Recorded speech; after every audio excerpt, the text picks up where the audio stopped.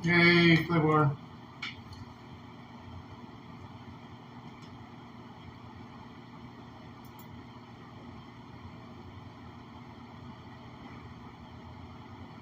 Some stuff on here in a minute.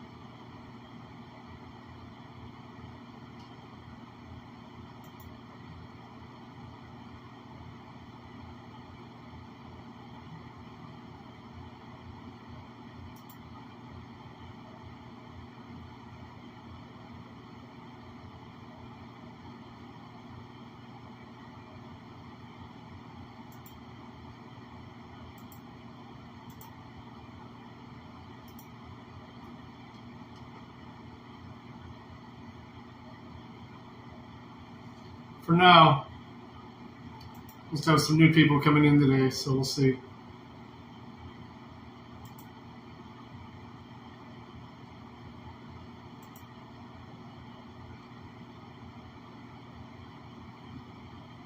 How you doing, Chopper?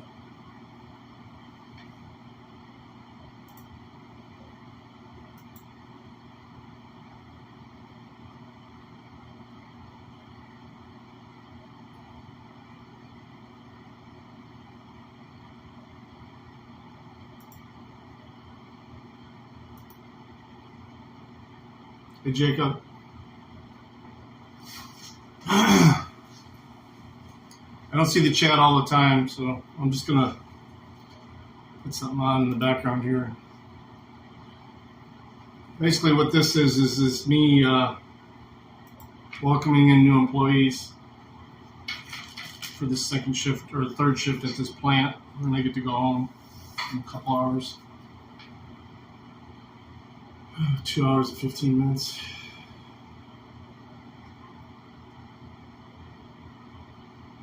I just left the. I didn't even get a chance to go to dinner. Just left Monroe. I was watching AI.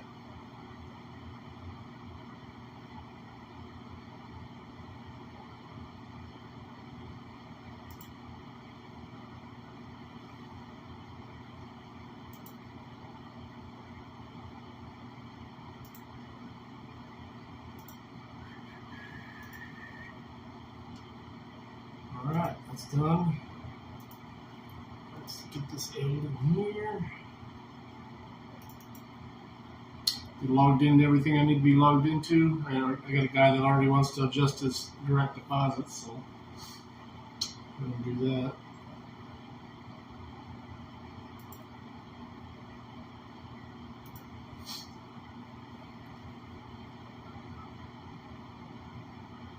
So Michigan got number 2, huh?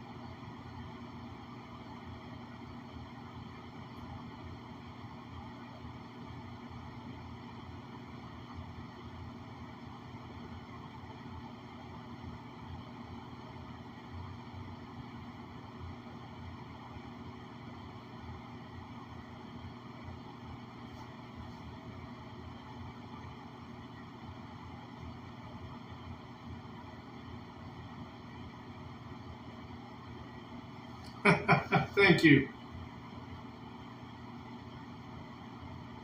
I've never been able to talk to Buddy at corporate.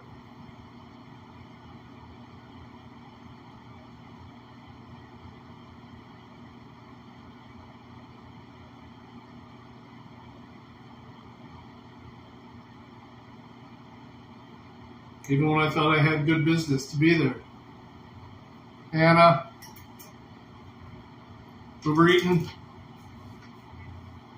Oh shit, that's what I needed. I gotta send the 2FA code to my phone. Send code. We were just discussing, I'm thinking Saturday now. Are you working Saturday?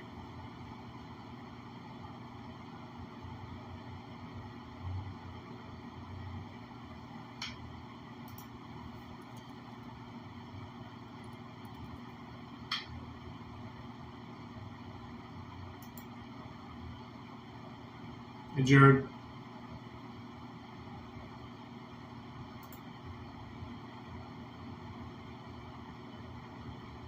We're going to play Jones Plantation probably Saturday. That's what I'm thinking. At 8 p.m. Eastern time. Or maybe later. If it's better for you guys if it's later. Forget about most of my audience is West Mountain and West.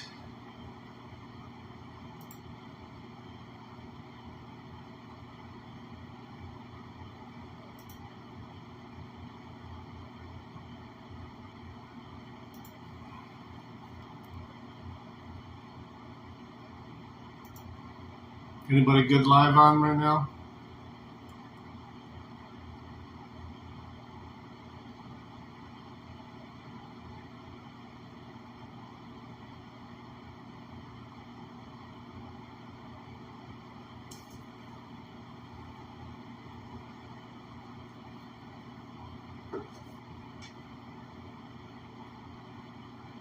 Free Talk Live. Requires being impolite. It requires breaking the rules of propriety and etiquette, telling hard truths, engaging in robust debate, even protesting. I recover the whole tradition of civil disobedience in my definition of civility, that sometimes it's a duty of citizenship to stand up against unjust laws that degrade equal treatment under the law, personhood, and human dignity. These core ideas of the classical liberal project, of the American Democratic Project. And I reclaim, Thoreau, Gandhi, Dr. Martin Luther King Jr. And so as part of this tradition, to help clarify and to make the case that we need I'll be right back, guys. tone policing, less etiquette and niceness in society right now, and more true civility, more willingness to offend people in the name of telling the hard truth and actually respecting someone, not patronizing them by papering over a difference and pretending a difference doesn't exist. That's not actually respecting someone. That can be really difficult when the truth seems to be very subjective for some people sometimes. So you could say, I'm being civil by telling the truth and by debating you on this, but they could say, well, that's not the truth. What I think is true is the truth, and I'm being civil by actually telling you what the truth is right now. So that all seems to get really difficult, and what I find really hard is, let's say I decide to treat everyone completely civil and honor their opinions and do all that, which I try to do. It's tough to do when you feel like you're... I didn't think there was a phone here. I just found reciprocal nature, right? This show is sponsored by BetterHelp. We're coming up towards the end of the year holiday season. Personally, I do look forward to it, but it can be pretty stressful. There's a lot of scheduling that you have to do with different families. Anna, you like Free Talk Live? Maybe you're missing a loved one this year.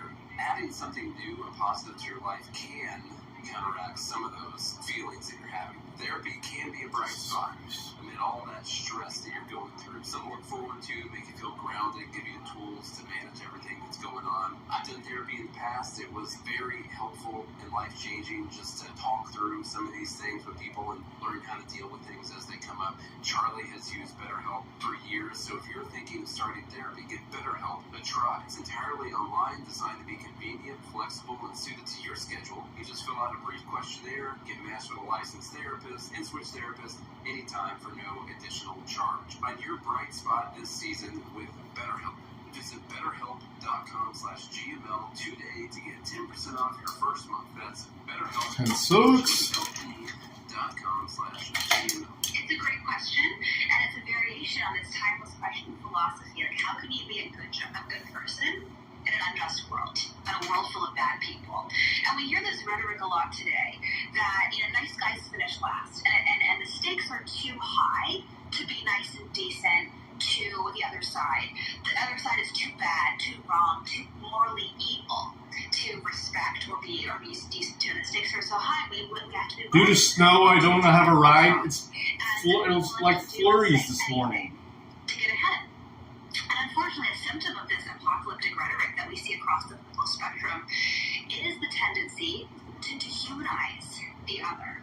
This is a tendency that we do as human beings when the stakes feel high in times of election, in times of war, when it feels like there's an existential threat where our identity, our way of life is at stake. We feel a tendency to dehumanize the other, so we feel justified in doing whatever is necessary in order to win. And that's a problem for democracy and for a free and flourishing society that's founded on basic human dignity and equality under the law. We can't be willing to suspend the rules of decency for the sake of a greater good. I mean, if there's ever a time to suspend, civility and respect for dignity, it would have been the fight against slavery, the fight against segregation. And even some of those prominent abolitionists knew that they could not suspend respect for personhood in the name of the greater good of equality for all. That in doing so, they would be undermining the exact ideals that they were fighting for. They couldn't say we're fighting for equality of all persons while undermining the dignity of some people along the way. And so Dr. King, that was central to Dr. King's philosophy. Frederick Douglass, William Lloyd Garrison, they knew that they had to respect the dignity of all persons on the way to pursuing equality for all. So would you give that same explanation to someone who would say straight to your face, Trump is Hitler, and if we don't stop him, then we're going to have Hitler, and you know how bad that was. How receptive to this message do you think some people are going to be? I'm really sympathetic to people who say that when we analogize modern leaders to Hitler, we diminish the evil that Hitler committed. It really cheapens the mass murder and atrocities and the 6 million Jews, the 12 million people that were annihilated under the Third Reich when we analogize modern leaders. That's really a monstrous tendency. But I think that tendency, that temptation to do that, is a symptom of just how apocalyptic and how high stakes our current moment has come to feel.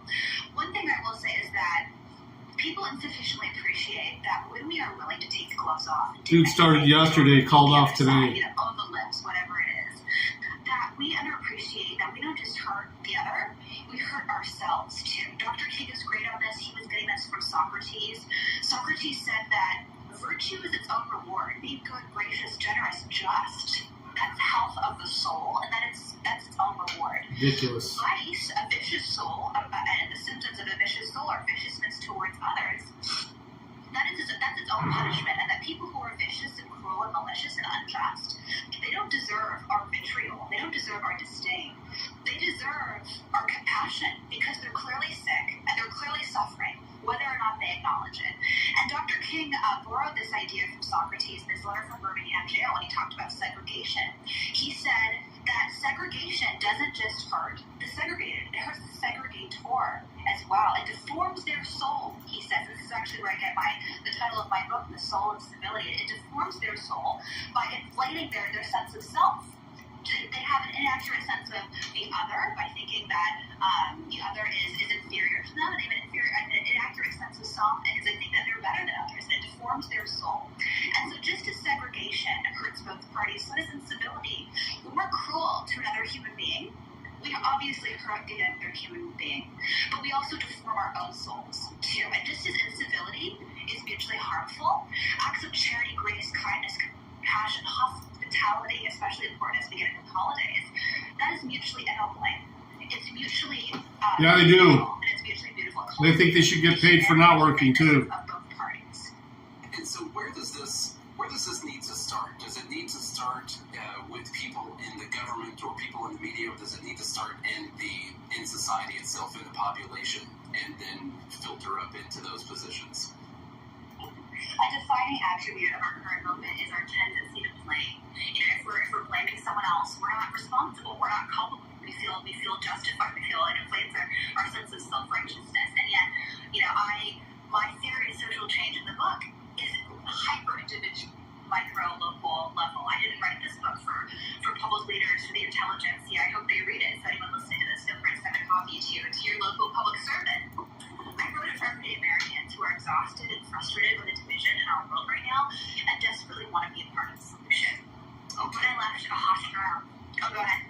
Oh, no, I'm sorry. Keep going.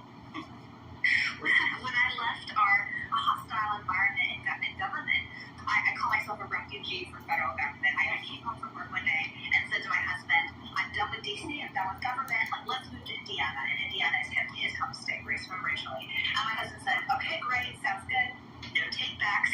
So we moved there a few months later, and we've been there 5.5 years. And one of my first friends, when we moved to Indianapolis, her name was Joanna Tapp. She came up to me one day and said, hi, I'm Joanna. Would you like to porch with us sometime? And I never heard the word porch used as a verb before, but I was curious. We didn't know any people in town, so we went to her porch that day.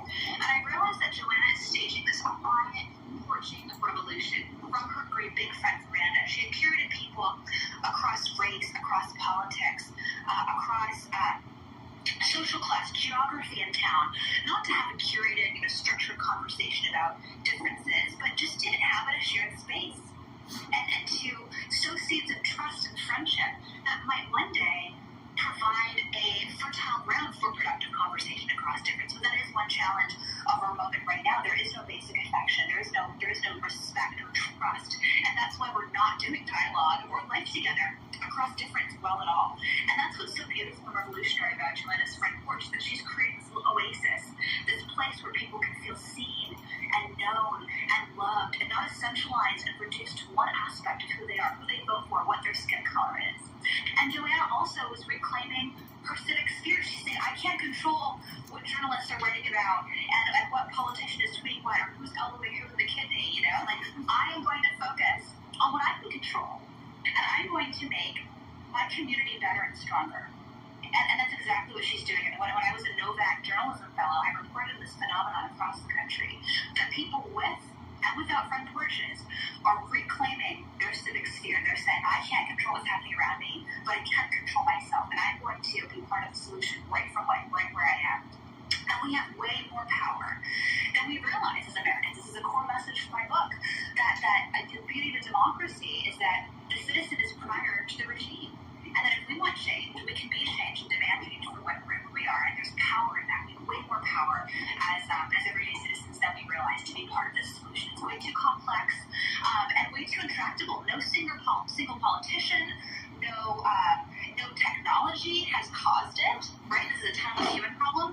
No policy, no politician, no single book is enough to solve this issue as well. That it has to be organic and spontaneous and voluntary. It can't be micromanaged, it can't be legislated. It has to be organic, spontaneous, voluntary from every one of us at the local level to be a part of the solution. Well, tell your friend Joanna she needs to write a book on porching, because that might be the revolution that we need. I wrote that book. That's my book. There you go. Okay. All right. You got the porching book. All right, Alexandra, thank you so much for your time. I want to let you get back on the road on that book tour. Such a pleasure. Thanks so much for having me. Hope you all enjoyed that interview with Alexandra Hudson, and make sure you check out her book on Amazon or wherever you get books, The Soul of Civility. Make sure you check out our daily podcast, Good Morning Liberty, or go to our website, goodmorningliberty.us. Oh yeah, Mexican Free Press. Everything you're already doing still isn't enough. I'm Holland Cook with Inflation Hacks. When you're shopping bricks and mortar, ask for an open box.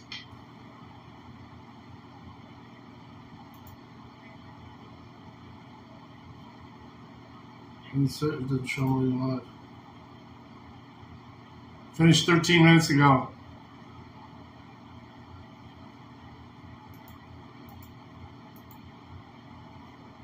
$175 to resubmit.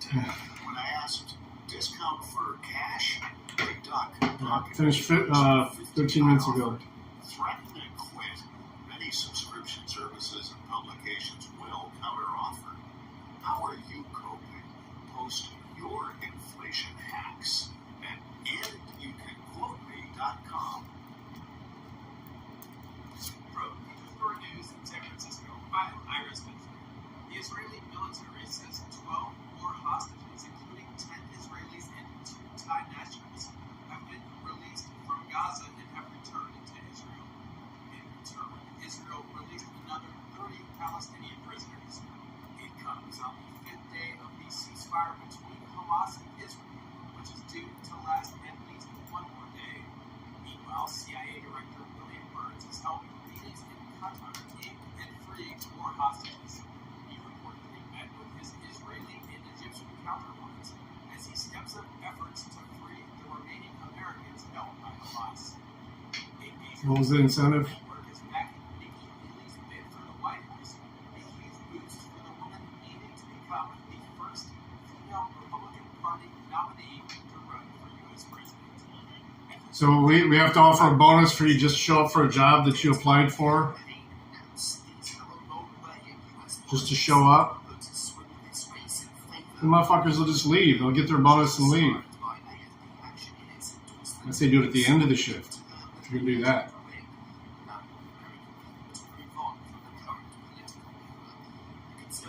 Free membership to the channel. I don't want any of these people on my channel.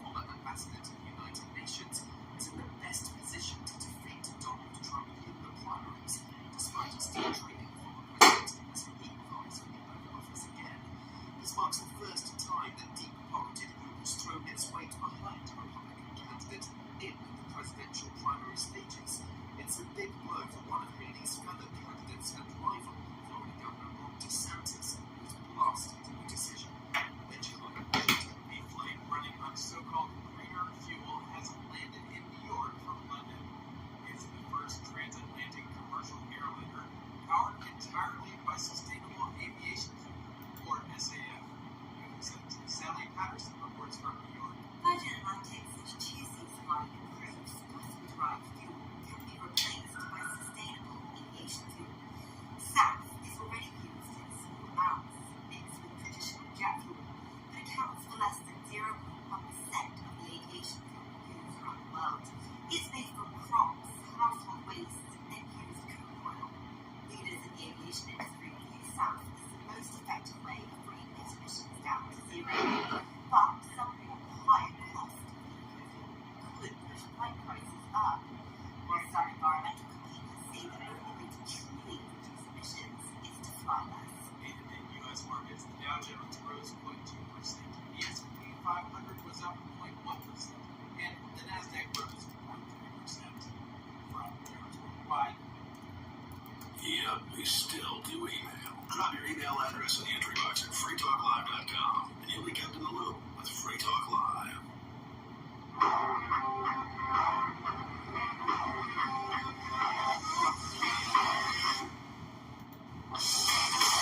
What is up, all of our Liberty Living friends? We're back on a fantastic episode of Liberty at Night with Nate and Charlie on the Free Talk Live network. We're going. We're in the back half of hour 2 right now. Got another whole hour after this. I don't know where you're listening, but hey, send us an email or send us a message on Twitter. Tell us where you're at, where you're from, what you're doing. Why are you listening on the radio right now? Why are you listening on the Free Talk Live channel on your favorite podcast app? Just a little bit about yourself, okay? We'd love to hear it. Also, we've got a daily podcast that we do. If you want to hear more, called Good Morning Liberty. We talk about life, liberty, and the pursuit of meaning every single day of the week when we want to. We might miss a day every now and then, okay? Nobody's perfect.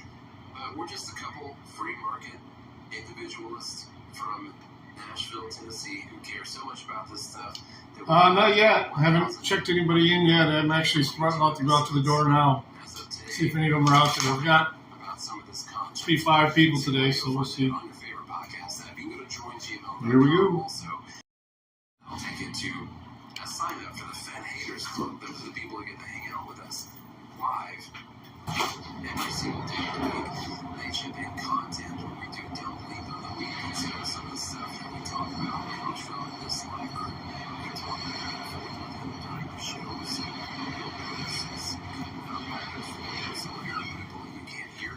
That's because Nobody. we're interacting with the Fed Haters Club. Nobody's out there yet. I mean, they're not supposed to be here till 9:30, but Special Fed Haters Club. they get here early. We're getting checked in early. I'm not trying to be too pushy or salesman or anything, but if you do care about liberty and the future of all humanity, then you might want to check the Fed Haters Club. All right, so Charlie is not here for this interview either, but I am joined by James Chernkowski, who's been on the show several times. All right, He's Jennifer. the Senior Tech and Innovation Policy Analyst at Americans for Prosperity. James, nice to have you back. Well, we've got a couple things to talk about today, as we were just discussing. The first thing I wanted to ask about was the 702 reauthorization. And I know we've mentioned 702 a few times in the past, but for people who don't immediately recognize the number they were mentioning, if you could let them know what that is.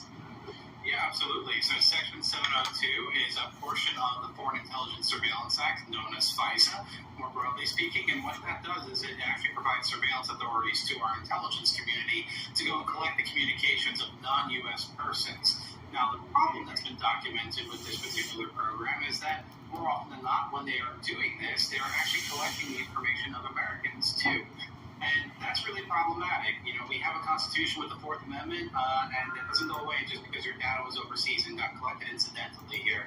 So this program has been repeatedly misused and abused in the 15 years since it was signed into law by then the Bush administration.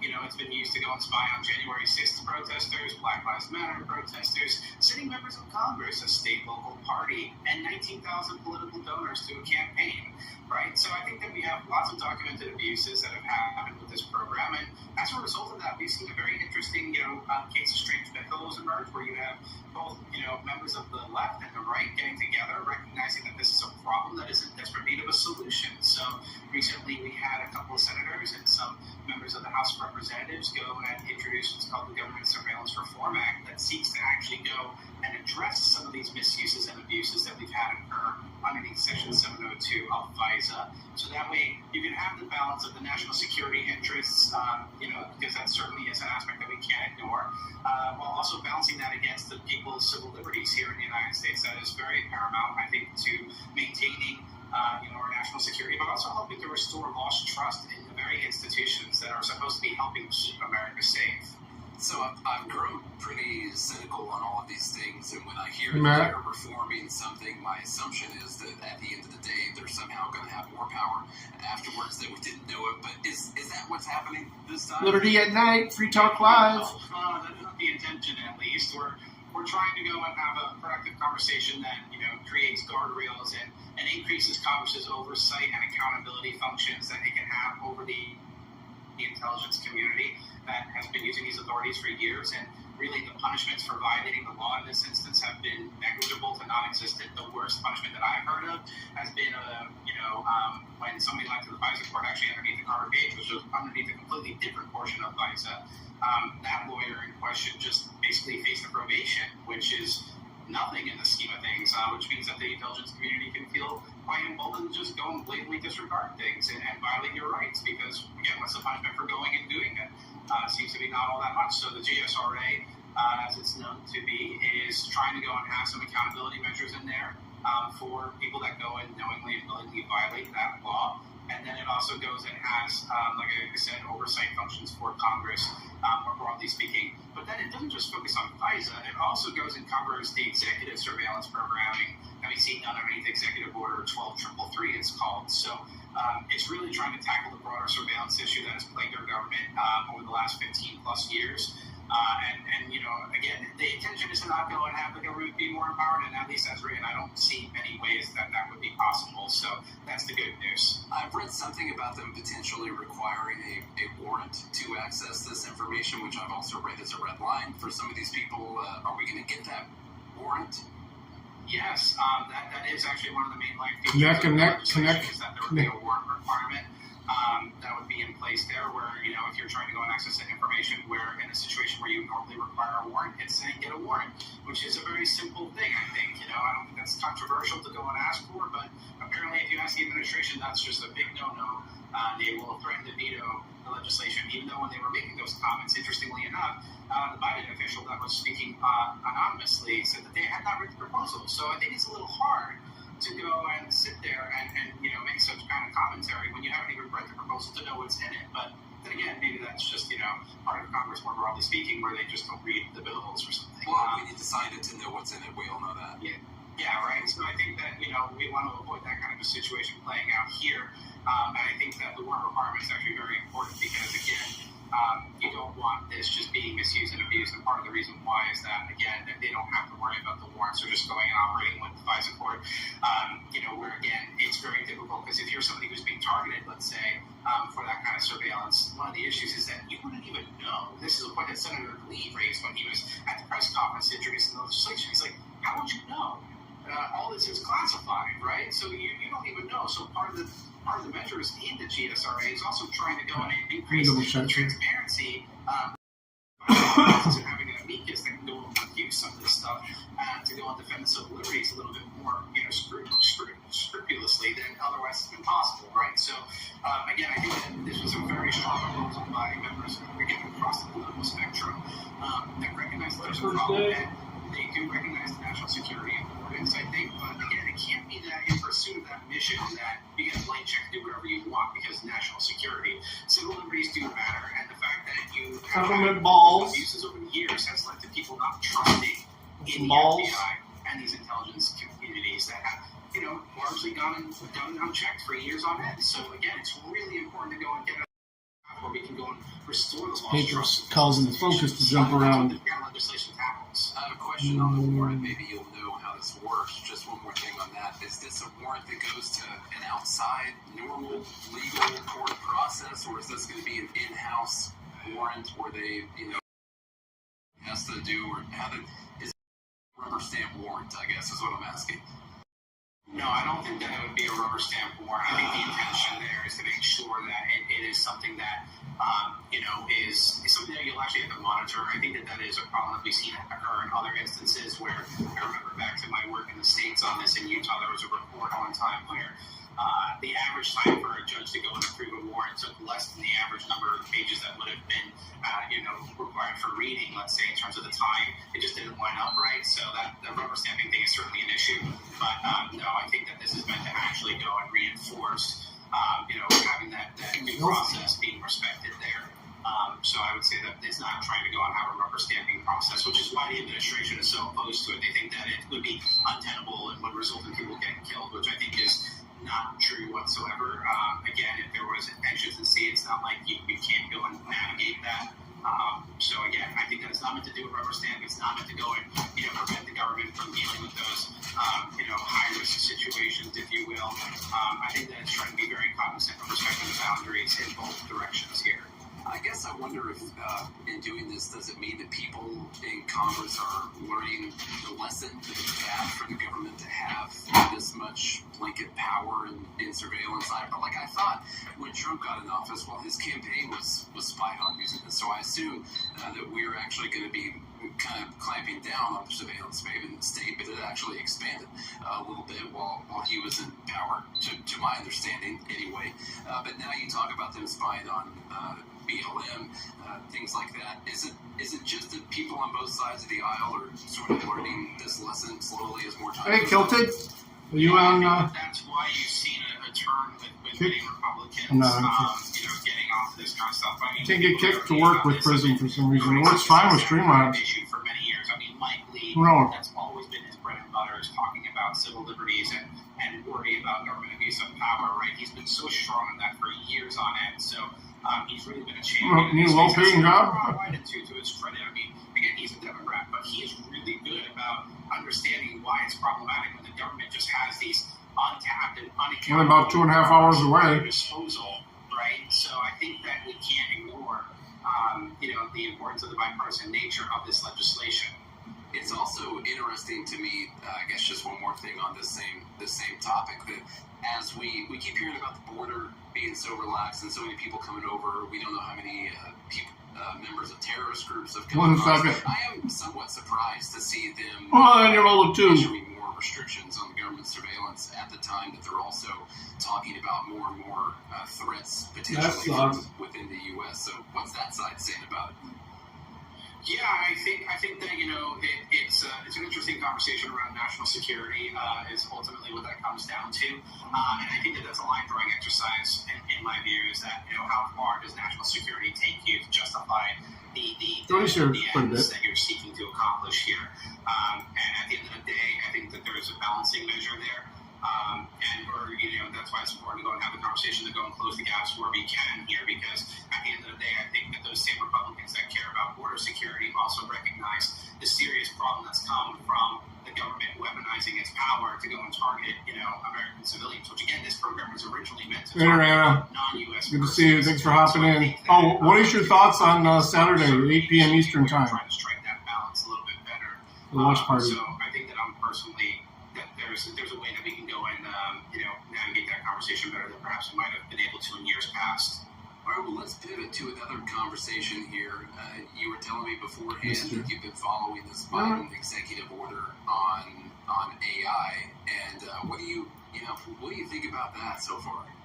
Well, it's not great. There are some good things tucked away in it, so it's not all bad. But there are many things that it's trying to do. So, number one, it's leveraging the Defense Production Act in order to go and adjust how the government procurement process is going to work around these technologies, which is something that I'm internally torn about, because on one end, as we were just talking about with FISA, the government can go and leverage this technology to go and do some really abusive things. But on the other side, the government's also one of the largest procurers of a lot of this software, which means that it can go and basically shape what some companies might be doing in terms of their development processes of the technology, which can harm innovation and growth that we otherwise might not have, because they're trying to go and get those government contract dollars, right? So I have mixed feelings about that particular aspect of the executive order. But then on the flip side, it also rightly recognizes that we need to go and do more to streamline and make it more efficient to get these immigrants into the United States that are specialized in dealing with this kind of technology, so that we can maintain our knowledge gap over the rest of the world on artificial intelligence. The United States is leading in many ways in this race, and the best way that we can ensure that we do that is by making sure that we keep the best minds here in the United States and attract them here, and make sure that we have the companies here in the United States. So that's great, but I think that gets undermined when you're dealing with the procurement process stuff, which might go and slow down innovation, and by extension, perhaps the need for as many immigrants to go and tackle this pressing issue as it comes up. And then, there's other parts of the executive order that are tackling, nuclear war and biochemical weapons and AI being used in those instances. It's also calling on the FTC to go and enforce existing law, but also contemplate new rules and regulations, which makes Lena Khan so happy, because she is not a fan of AI either. She tried investigating OpenAI back in July, underneath the guise of broad consumer harm, but in actuality, what it was about was her trying to target the large language model inputs that was producing, false results about individuals, right? So I'm not overly excited about him going and encouraging the FTC to do more here, but he's also encouraging the broad administrative state to do more too. Enforce existing laws, think about how you're going to be using it, think about how you might want to regulate it within your space. That's a death by 1,000 cuts strategy to AI, and that I think is a net negative. So we're not particularly thrilled overall with the AI executive order from this administration. Well, there's a big danger of if they're going to get involved in regulating AI, my assumption is there'll be a lot of regulatory capture by some of the really big corporations that are already well established in this field, and they'll have regulations that are going to help them grow and make more money at the expense of some of the smaller companies. And is that likely to happen, do you think?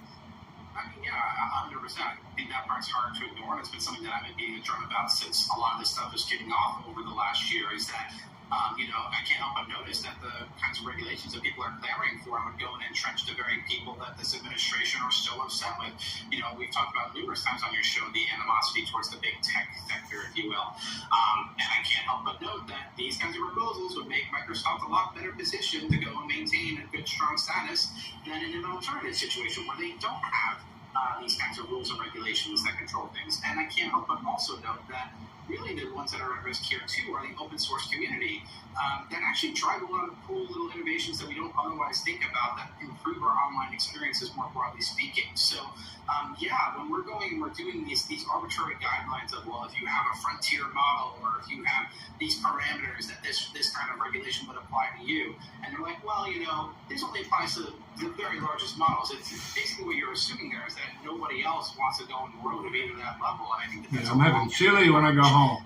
It does not make sense to me. The government's not typically who I think about when I think about brand new technologies or anything. I think about them hand keying in people's tax information or them using some kind of software that's a language that's 50, 60 years old or something, when they're dealing with it. So I don't really see them as someone who should be heavily involved in the development of AI in the first place. Would it be better if they would just stay out altogether?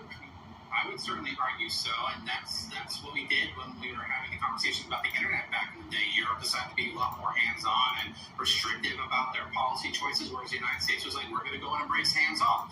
And what do you know? We gained trillions of dollars in economic activity, lots and lots of jobs that are high-paying and really good. And a lot of it positive for the United States when we have a $26 trillion economy. And the same kind of impact can be had here in AI, because AI is going to be impacting every single industry of our economy in some rhyme or fashion, both in an internal-facing capacity as well as in a consumer-facing capacity. And I can't think of anything worse than having an administration where the president was influenced about his thinking on AI a little bit by watching the most recent Tom Cruise's Mission Impossible movie, and to go and think about that and have worries about it. That's just the whole point of a movie, is that you're supposed to suspend belief, not actually go and buy into it. So I mean, it's really alarming when you see stuff like that. I think that on average, you want to go and embrace the light touch approach. You want to go and see what we can do to support, not stifle, the innovation and entrepreneurial spirit of the American economy that we have out there. But unfortunately, we've let these AI doomers go and drive the conversation because they're worried about nuclear war, pandemics. That's what they're likening AI to. And that's just like the chances of that happening, the Terminator doomsday scenario, it is so unrealistic in terms of the probability that it is wrong to be couching the conversation in that kind of an outcome, because what that does is it drives your entire perception of the technology by fear. And we've seen this play out time and time over history, whether it was with the printing press or radio or television or going to the smartphone. People always feared this technology, and then once it got integrated, people actually liked it and were better off as a result of it. And the same thing holds true here. Okay, you brought it up, so totally off-topic conversation here. What did you think about the new Mission Impossible and the villain being AI? Did you like that? I actually have not seen the new Mission Impossible movie, so when I saw that was what it was, I was like, of course it's AI.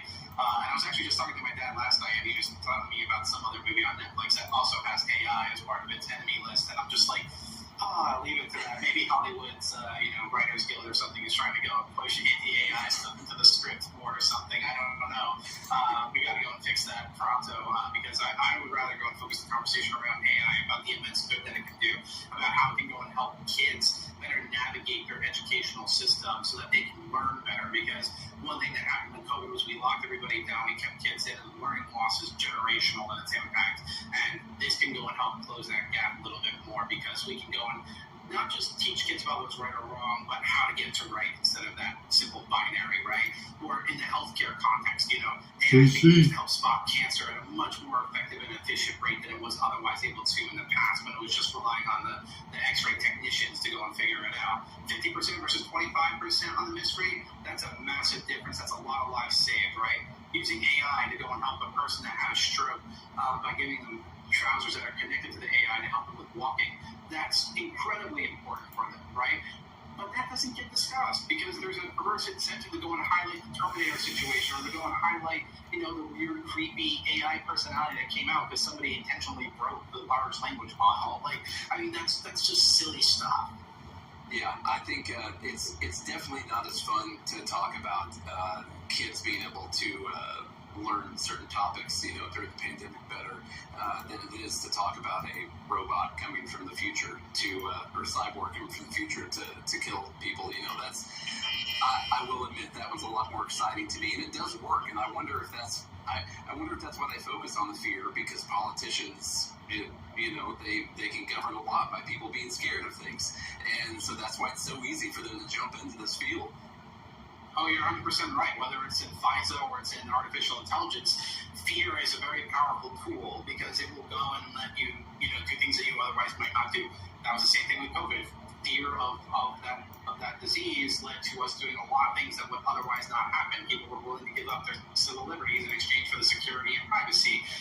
With FISA, you're willing to go and give up civil liberties because you're worried about national security or another 9/11 happening, right?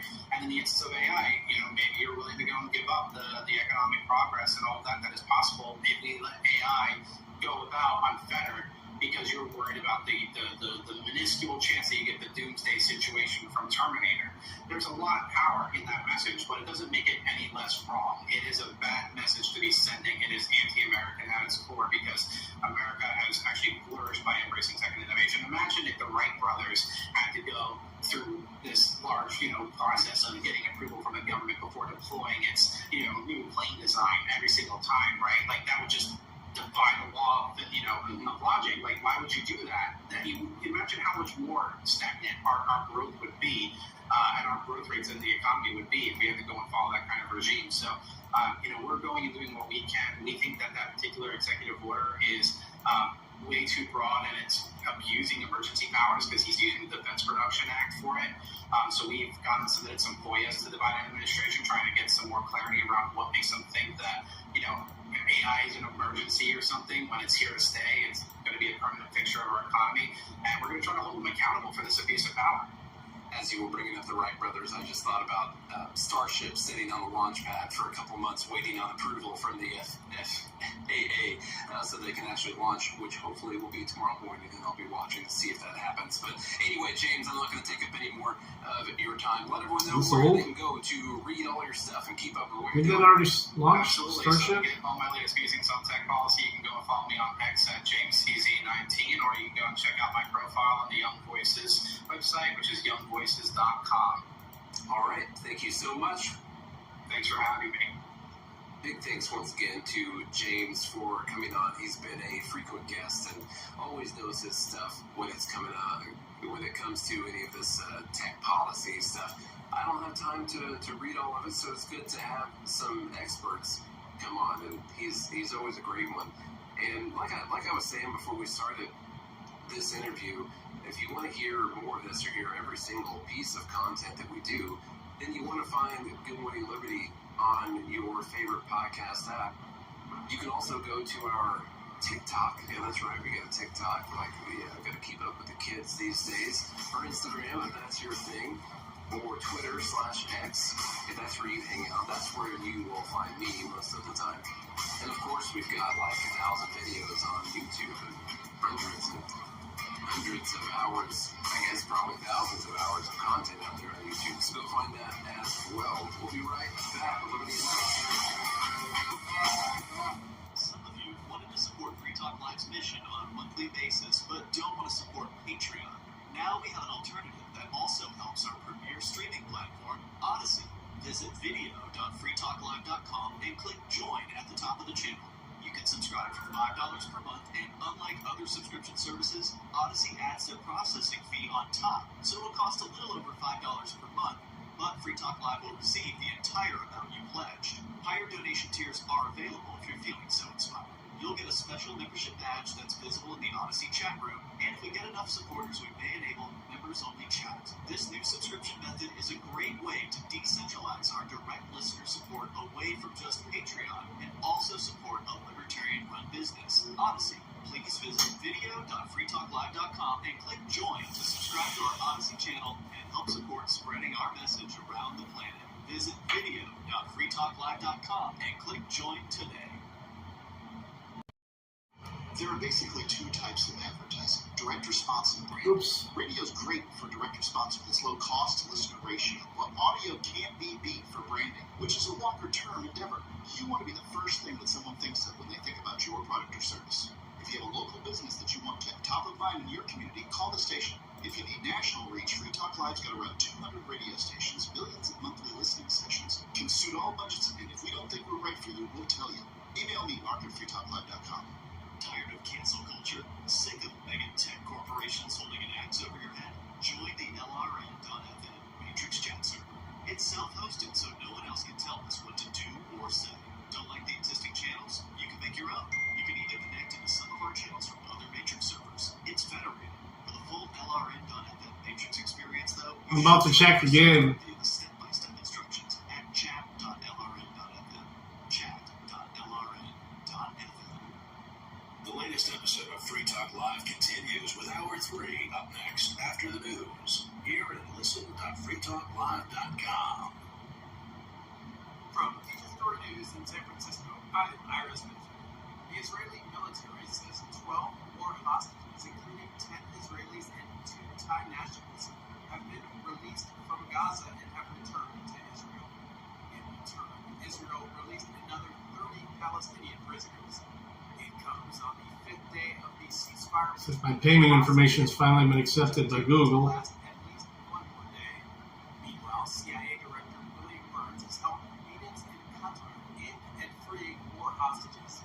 He reportedly met with his Israeli and Egyptian counterparts as he steps up efforts to free the remaining Americans held by Hamas. A major political network is backing Nikki Haley's bid for the White House, a huge boost for the woman aiming to become the first female Republican Party nominee to run for U.S. president.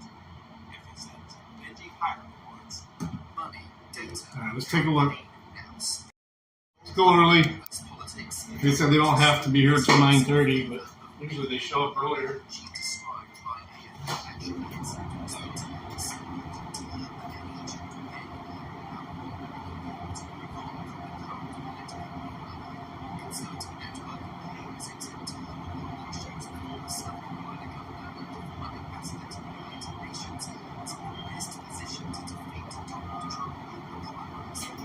Oh, I'll be out there. This marks the first time that deep-pocketed has thrown its weight behind the Republican candidate in the presidential primary stages. It's a big blow for one of Haley's fellow candidates and rival, Florida Governor Ron DeSantis, who's blasted the decision. What'd Chopper say? Greener fuel has landed in New York from London. It's the first transatlantic commercial airliner powered entirely by sustainable aviation fuel, or SAF. FSN's Sally Patterson reports from New York. Virgin Atlantic says Tuesday's supply of crude fossil-derived fuel can be replaced by sustainable aviation fuel. SAF is already used in small amounts, Tell me how it is, Dirty. but accounts for less than 0.1% of the aviation fuel used around the world. A gram? That's a lot Household waste and used cooking oil. to mix up in that Leaders in the sauce. aviation industry view SAF as the most effective way of bringing It's not that I don't believe you, it's zero. just But some want higher costs. maybe JC. While some environmental campaigners say the only way to truly Well, I smoked oregano one time when I was a kid. U.S. markets, the Dow Jones Somebody lied to me. 2%. The S&P 500 was up 0.1%, and the Nasdaq rose 0.3%. From viewers worldwide, this is FSN. With FSN Spotlight, I'm Simon Marks. Today, the future of politics in the Netherlands, following the shock win in the country's elections last week by far-right leader Geert Wilders. His Freedom Party captured 37 seats in the country's parliament, more than any other, but he doesn't have enough lawmakers to govern without going into a coalition. Talks are underway to see whether he'll be able to form a government. His far-right views may make that complicated. According to Dennis McShane, Hey, Dirty, me and the wife both got Minister of State for Europe, who writes extensively on the continent. Primanti Brothers loyalty cards before we met you for dinner, and we forgot to use them. Let me know how it goes. I'd rather put a gram of weed in there. That makes some good sauce.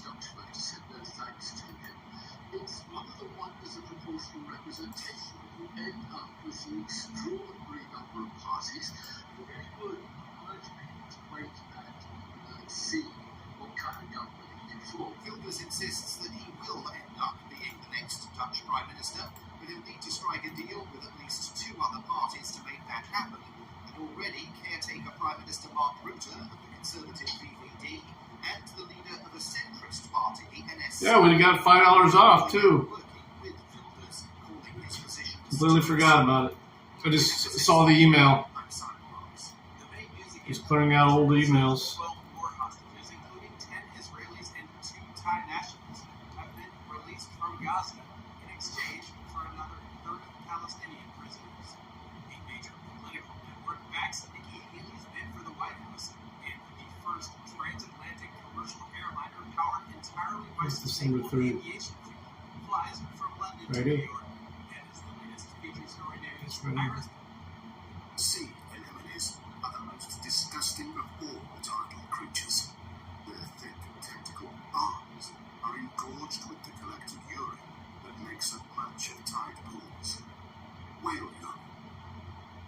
urine, otter urine, crab urine, all sucked up by the moon and deposited in these natural outhouses.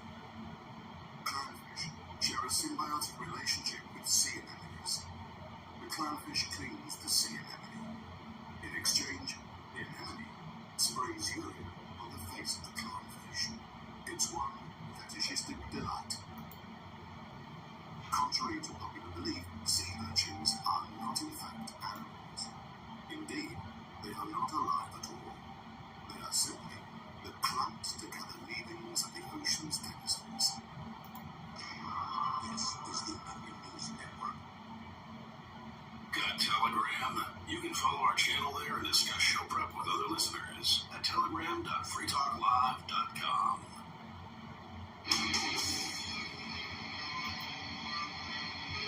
Well, what is up, all of our Liberty Loving friends? This is another fantastic episode of Liberty at Night with Nate and Charlie on the Free Talk Live Network, coming at you from Nashville, Tennessee. How's it going today, Chuck? Oh, tonight's going great tonight. Always got my sunglasses on. I can't tell. Because you wear sunglasses at night. Yeah, all the time. All the Well, time. it must be nice. I can't find my sunglasses. You can't? They were lost in the Thanksgiving Oh, shuffle. I know how much you love those things. Did you have a good Thanksgiving? I did, yeah. I did have a good one. I hope everyone listening had a great Thanksgiving. Our Tuesday night crowd, it's our first time talking to you since last week, so you're at least 10 pounds heavier. And so thank you for being here. We got some things to talk about. We're going to be playing a little Reagan clip here because it pertains to something funny that happened yesterday. We got a couple news items to go through. I wanted to start off with a conspiracy theory. Is that okay? Do you want conspiracy theories today? I love conspiracy theories. Been seeing something troubling go around, starting off in the land of China. And apparently, right now in the land of China, there is a mystery pneumonia sweeping over China, causing people to overwhelm the hospitals. Chinese officials are now encouraging people to wear masks, social distance, stay at home. China's health ministry is downplaying the sickness, saying the uptick in cases was caused by the flu and other known pathogens. Newsweek says several countries are taking steps to prepare against the spread contagious respiratory illness as China battles a concerning spike in pneumonia cases. Many parts of China have been hit by the surprising surge in the illness, which has particularly impacted children. They're like, that one we cooked up last time didn't do so well against kids. Yeah. So this time we need something for kids. Northern provinces in China have experienced a jump in flu-like illness for 5 weeks straight since mid-October. The fast spread of the COVID-19 in 2020 prompted extreme public health restrictions and quarantine measures. We all know the thing. In China, the outbreak has recently worsened, according to the WHO, not the band, it's the World Health Organization, spurring nations like Taiwan, India, there's some fighting words right there saying Taiwan's a nation. China's not going to like that one. India, Vietnam, to prepare and Apparently they are in New York. spreads further. The increase in cases, especially in children, prompted the WHO to Long Island Knowledge just did an audit, Beijing last week. some city hall or something like that, and Super prompt to get they actually had a sign at the door saying everybody entering must have a mask on. were attributed to flu-like illness in northern China. A steep increase over the past years, according to a report by Focus Taiwan. So, Taiwan and China, they're already out already. maybe this is the war. This is the beginning of the war right here. They're going to start it with an illness. Maybe, we don't know. I'm just wondering. All right, let me get caught up on these. The holiday season. Who was around this time? A couple more just came in. Not 19. Another illness 4 years ago started spreading around in China. The year right before a presidential election came up. And here we go. Here we got this illness, pneumonia, this time affecting, allegedly, children. And we got a presidential election coming up. It doesn't mean you got to shut the whole country down, but what if you just encouraged everyone to use mail-in ballots? What if that's all you had to do was because you didn't want to get this mysterious Kung Fu flu or Kung Flu or whatever we called it back then? I don't remember which one it is. Oh, you're getting us canceled. Anyway, we're just on the brink of coming out of our shadow. Okay? that's the other thing I was talking about. You said something on there about like streaming to Facebook. Facebook. That's why we stream the Discord. Because we don't have to watch what we say when we stream the Discord. So we're going to have to watch that. I don't know how they're going to like that. Like what we just said just then. Yeah, I mean, we're just now coming out of the throes. It's been almost 4 years this show has been shadow banned. We're going to start streaming the 4chan. Now we're definitely banned. That's it. You did it. Okay, here's something funny that's going to be in Don't Bleep of the Week, I'm sure, but it's only Tuesday, so we needed to talk about it. Secretary of Education Miguel Cardona just said with a completely straight face, I think it was President Reagan who said, we're from the government, and we're here to help. And so this guy, Secretary of Education, is he's talking about all the good things that they're going to be doing. Hi. My first day? First day? Yes. He was actually talking about the great things they're going to be doing for everyone. Your name? And After that Stewart.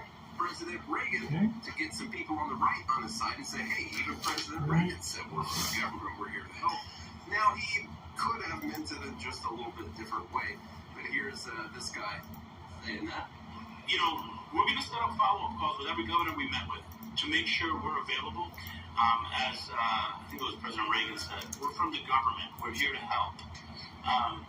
There are resources there. There's technical I think just right then he was like, there's something I'm missing. That was that pause he just took. Was that the entire quote? I'm not sure. Insert foot into mouth. Okay, let's see what Reagan actually said, and then maybe we'll listen to a bit of one of his speeches for fun today. Also, like he's like, we set up follow-up calls with every governor we spoke with to make sure we're available. That's people love our follow-up call. We're sending out email blasts to everyone. Here you go. The 9 most terrifying words in the English language are, I'm from the government and I'm here to help. Okay. Slightly different context than what the other guy was saying to him. The 9 most terrifying words in the English language are, I'm from the government and I'm here to help. Yeah. I was telling y'all. So he did say, I'm from the government, I'm here to help. He kind of did say that. Just missed the first part of it. He didn't say we're from the government, we're here. He said, I'm from the government and I'm here to help. And You have steel toes on? I was talking beforehand. Have you been here before? We were having a chat about Reagan No. beforehand. And, Welcome. I know Thank you. libertarians out there It's been a that are while. listening. He grew. Since you worked? Yeah. The government got bigger while he was the president. Our yearly expenditures, I was just looking on the Fred, they went up by about 55%. Well, like our yearly expenditures went up by about 55% while he was the president. And I didn't look at the deficit. Maybe that increased as well. I'm not sure exactly. If our expenditures went up that much, I would guess that the deficit went up during that time as well. But his rhetoric. All right. We'll go out with you real quick. We're going to get you some gloves. That's all we got. His rhetoric was on so as I was looking for this photo, if you guys excuse me, guys, I was looking for this photo and I came across his inauguration address, and there was a clip of it. And I was like, okay, just click on this and see what he's talking about. And I'll learn if I didn't listen to the entire thing this morning. Like, it was good. And that's not what I want to make everyone else do right now. But I don't know. I think it'd be cool to listen to a few minutes of this guy saying things that I wish people were saying these days. I wish he did all the stuff he said he was going to do. I wish the government got smaller. He was the president, you know. I'm sure he did some great things. So I'm not great ones. He kind of torpedoed the healthcare system. We already had Medicare, but he made it even worse with the MTEL. So even like MTEL, the emergency room should be forced to take care of you. You know, as if they weren't forced, they would just watch you die. Just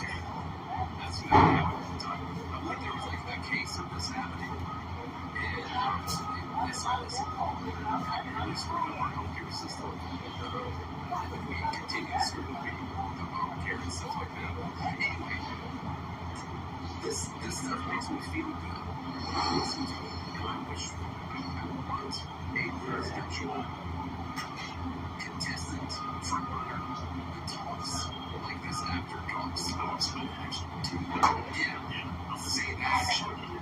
Say this. His words are nice. I don't listen to words anymore. You guys shouldn't even be listening to me.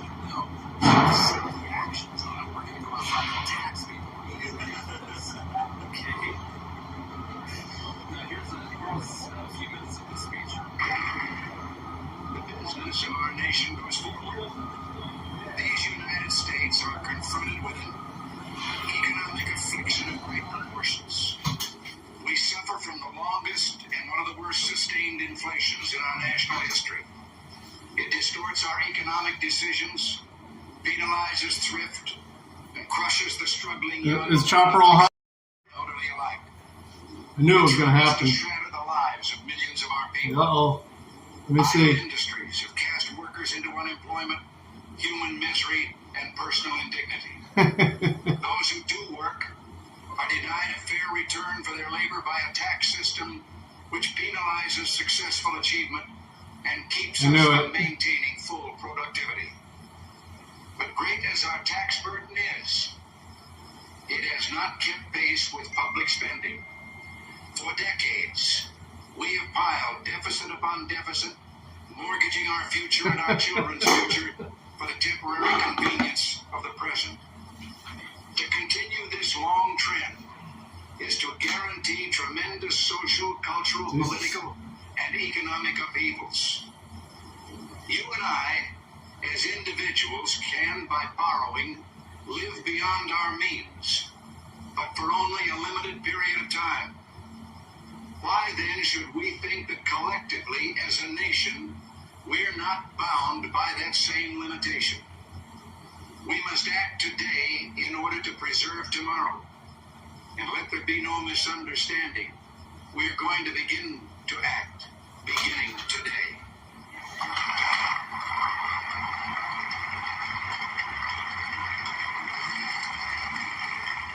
I get so used to gel pens whenever I use a Lord. It's so hard to write. So fucking lazy myself.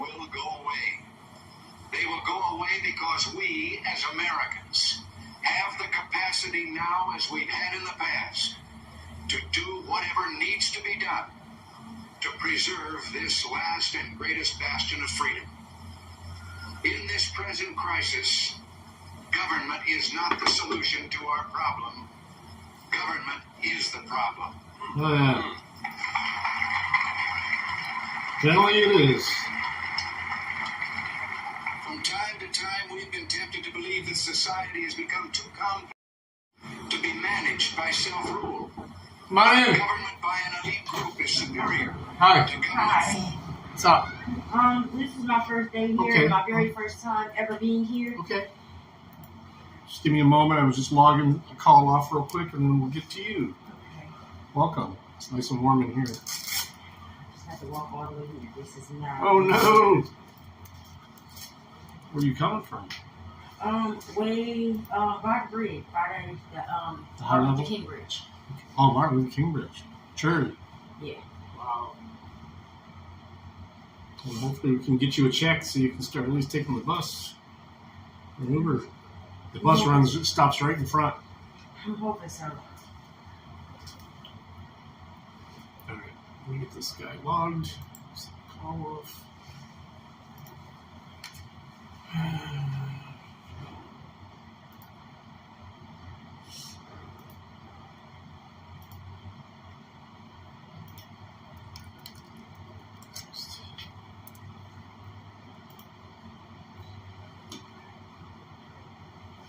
All right, and your name? Alicia King. Gotcha.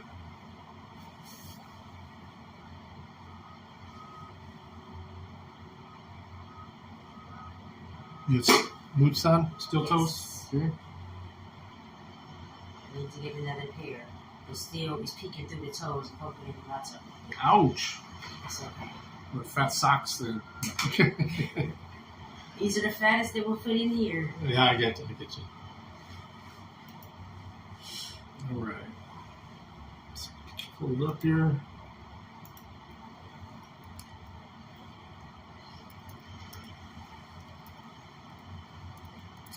Have you worked here before? No.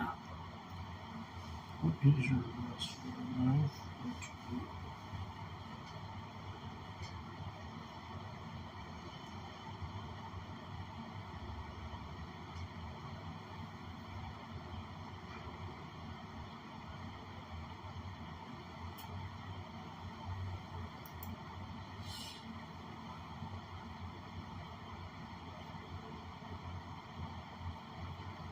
Okay.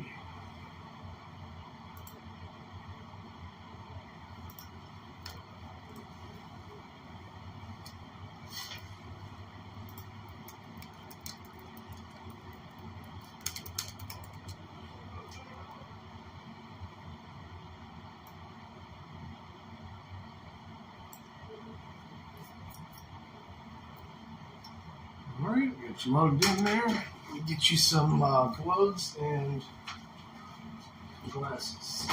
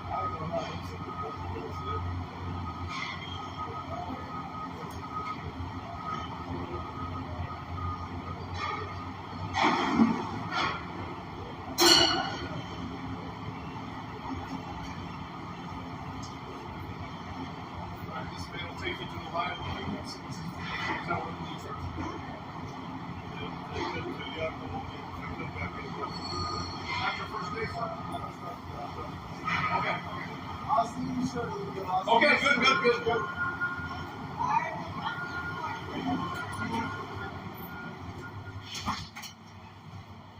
Well, I had 2 in a row for you, Chopper. The fuck, man?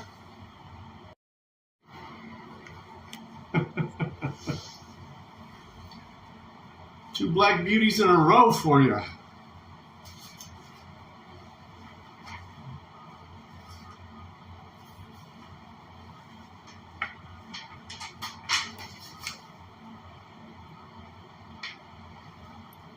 We own a lot. There's a lot. There's a fair amount of umming, I would say. Maybe some more than others, less than more than some, but less than others. That's exactly Better what than I thought most. it was. But he said, one thing I thought he said that was really cool was to be reminded that states created the federal government, not the federal government created the states. So It's kind of like humbling yourself before the states. But then he increased federal government by 50%. There's no decrease. It's still went up. It's hard to stop a runaway train, however much you don't try. So it's just tough to do, One thing I liked in there, I typed it out here, he said that he wanted an equitable system.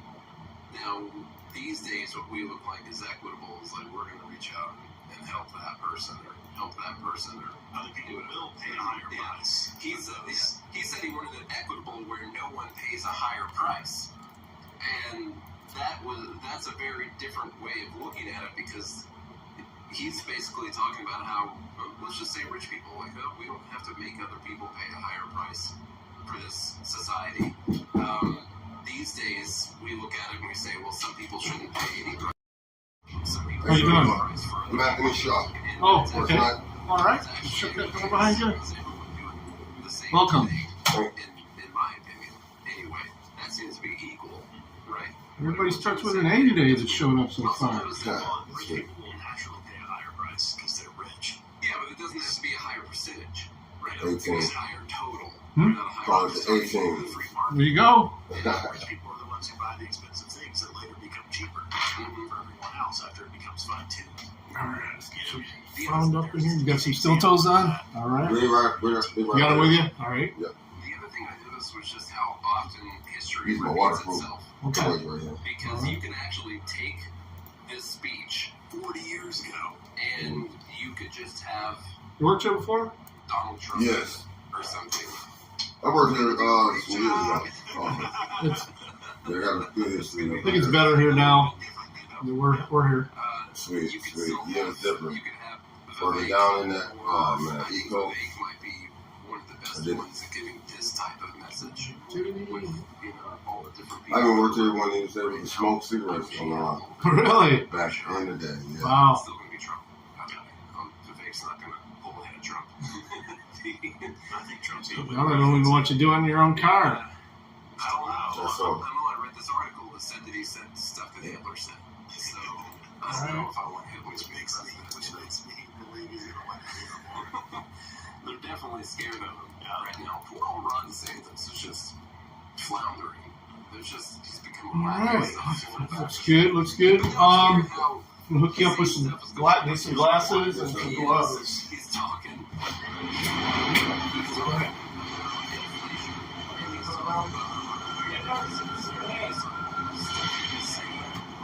It's larger, larger.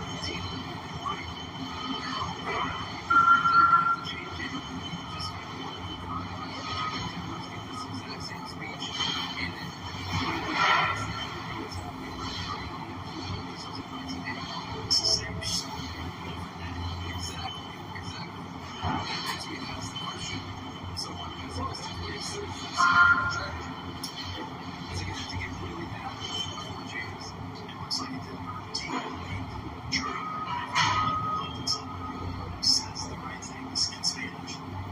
Let's get that brush up on that real quick. One more time from Miguel. You know, we're going to set up follow-up calls with every governor we met with to make sure we're available. As I think it was President Reagan said, we're from the government here to help. That would be a good complete. Forgot that that's the most terrifying part. That would be really good. Speaking of what we're talking about, Argentina right now. This headline from the New Yorker: the free market fundamentalism of Argentina's Javier Milei, the president-elect, a right-wing populist with authoritarian instincts, has been compared to Donald Trump, but his radical views on the economy set him apart. So Nothing speaks authoritarianism like wanting people to be left like leaving you alone. So That's the most authoritarian thing I can think of. I actually wanted to pick apart this article today. I had it pulled up. I saw that little, what do you call it? Second, like the byline or whatever the second thing is. The subheadline. Yeah. With authoritarian instincts. So they put this in there, and of course it gets people. Did they win last talking night? about it. It makes their fans happy when they see this. I read the article. Got to check my fantasy The stuff. article really just gave a lot of history of Milei. It mentioned absolutely. The person I was playing had 3 people playing last night. Instincts whatsoever. This hour of Free Talk Live is brought to you by Dash Digital Cash. Dash is the I hate it when I see apps on my phone that I know I didn't install. Tired of the ever-inflating U.S. dollar? You can live your life on Dash instead with some handy websites. BitRefill.com has been accepting Dash for years and has a ton of big-name retailers and Yeah, brands, one. including grocers, gas stations, phone refills, Amazon, and even prepaid MasterCards. Plus, many of their gift cards are available at a discount. But what about paying your bills? Sprint.finance can do that, and they can send dollars to your bank account in case you still need those for some reason. Dash is one of the oldest cryptocurrencies and is widely available on exchanges, including the A lot of people on a bye decentralized week. Maya protocol and in multi-crypto wallets. It's easy to get and use Dash. Start by learning more at dash.org. Thanks to the Dash DAO for sending us 32 Dash Playing my brother this week. Dash on the air. Visit dash.org to learn about Dash. Dash.org. From Eagle News in San Francisco, I'm Ira Smith. The Israeli military says 12 more hostages, including 10 Israelis and 2 Thai nationals, have been released from Gaza and have returned to Israel. In return, Israel released another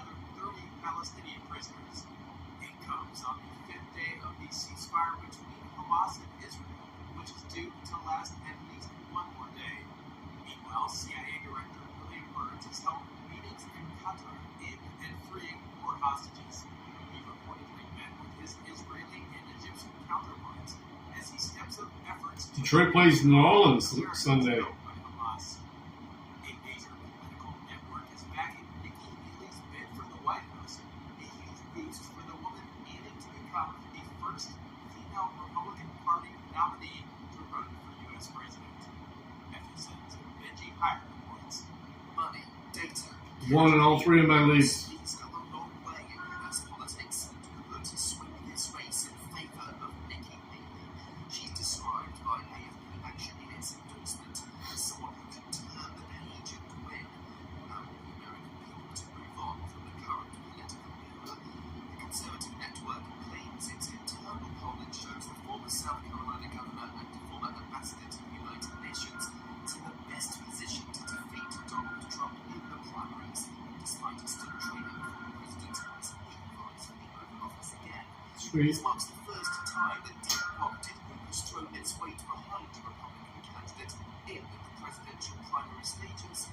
It's a big blow for one of Haley's fellow candidates and rival, Florida Governor Ron DeSantis, who's blasted criticism. Only 3 weeks left in fantasy football, guys. You only do 15 weeks because teams start taking off. Start throwing games and stuff like that near the end of the year if you try and get that number one pick. Minnesota's actually doing pretty good now. I don't know how they did last night.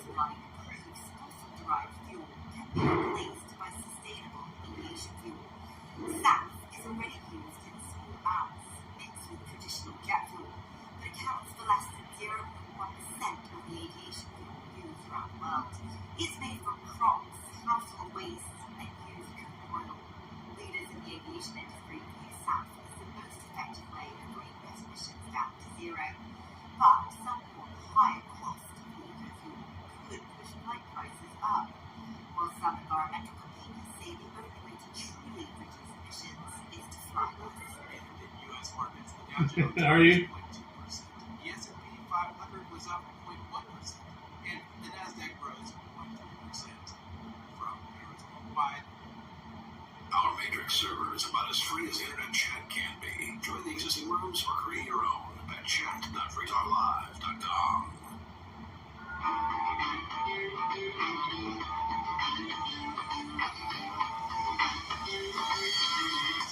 The word authoritarian doesn't exist inside the article at all. And it just talks about his plan of dollarizing the economy. It lays out why they're actually not going to be able to do that. And a lot of the things he wants to do because the legislature's not going to be behind him on doing it. But do you know how many people are going to think that this guy's authoritarian? Exactly. Simply because of the subheading. I know. Because they're not going to read the article. Who's going to read the article? No one. You didn't even read the whole thing, did you?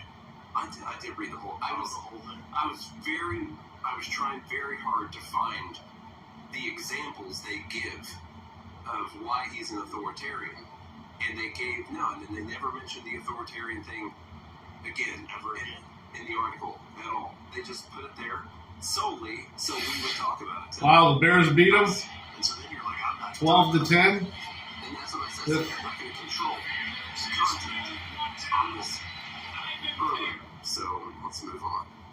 Real quick. So the honeymoon's over with that quarterback, huh?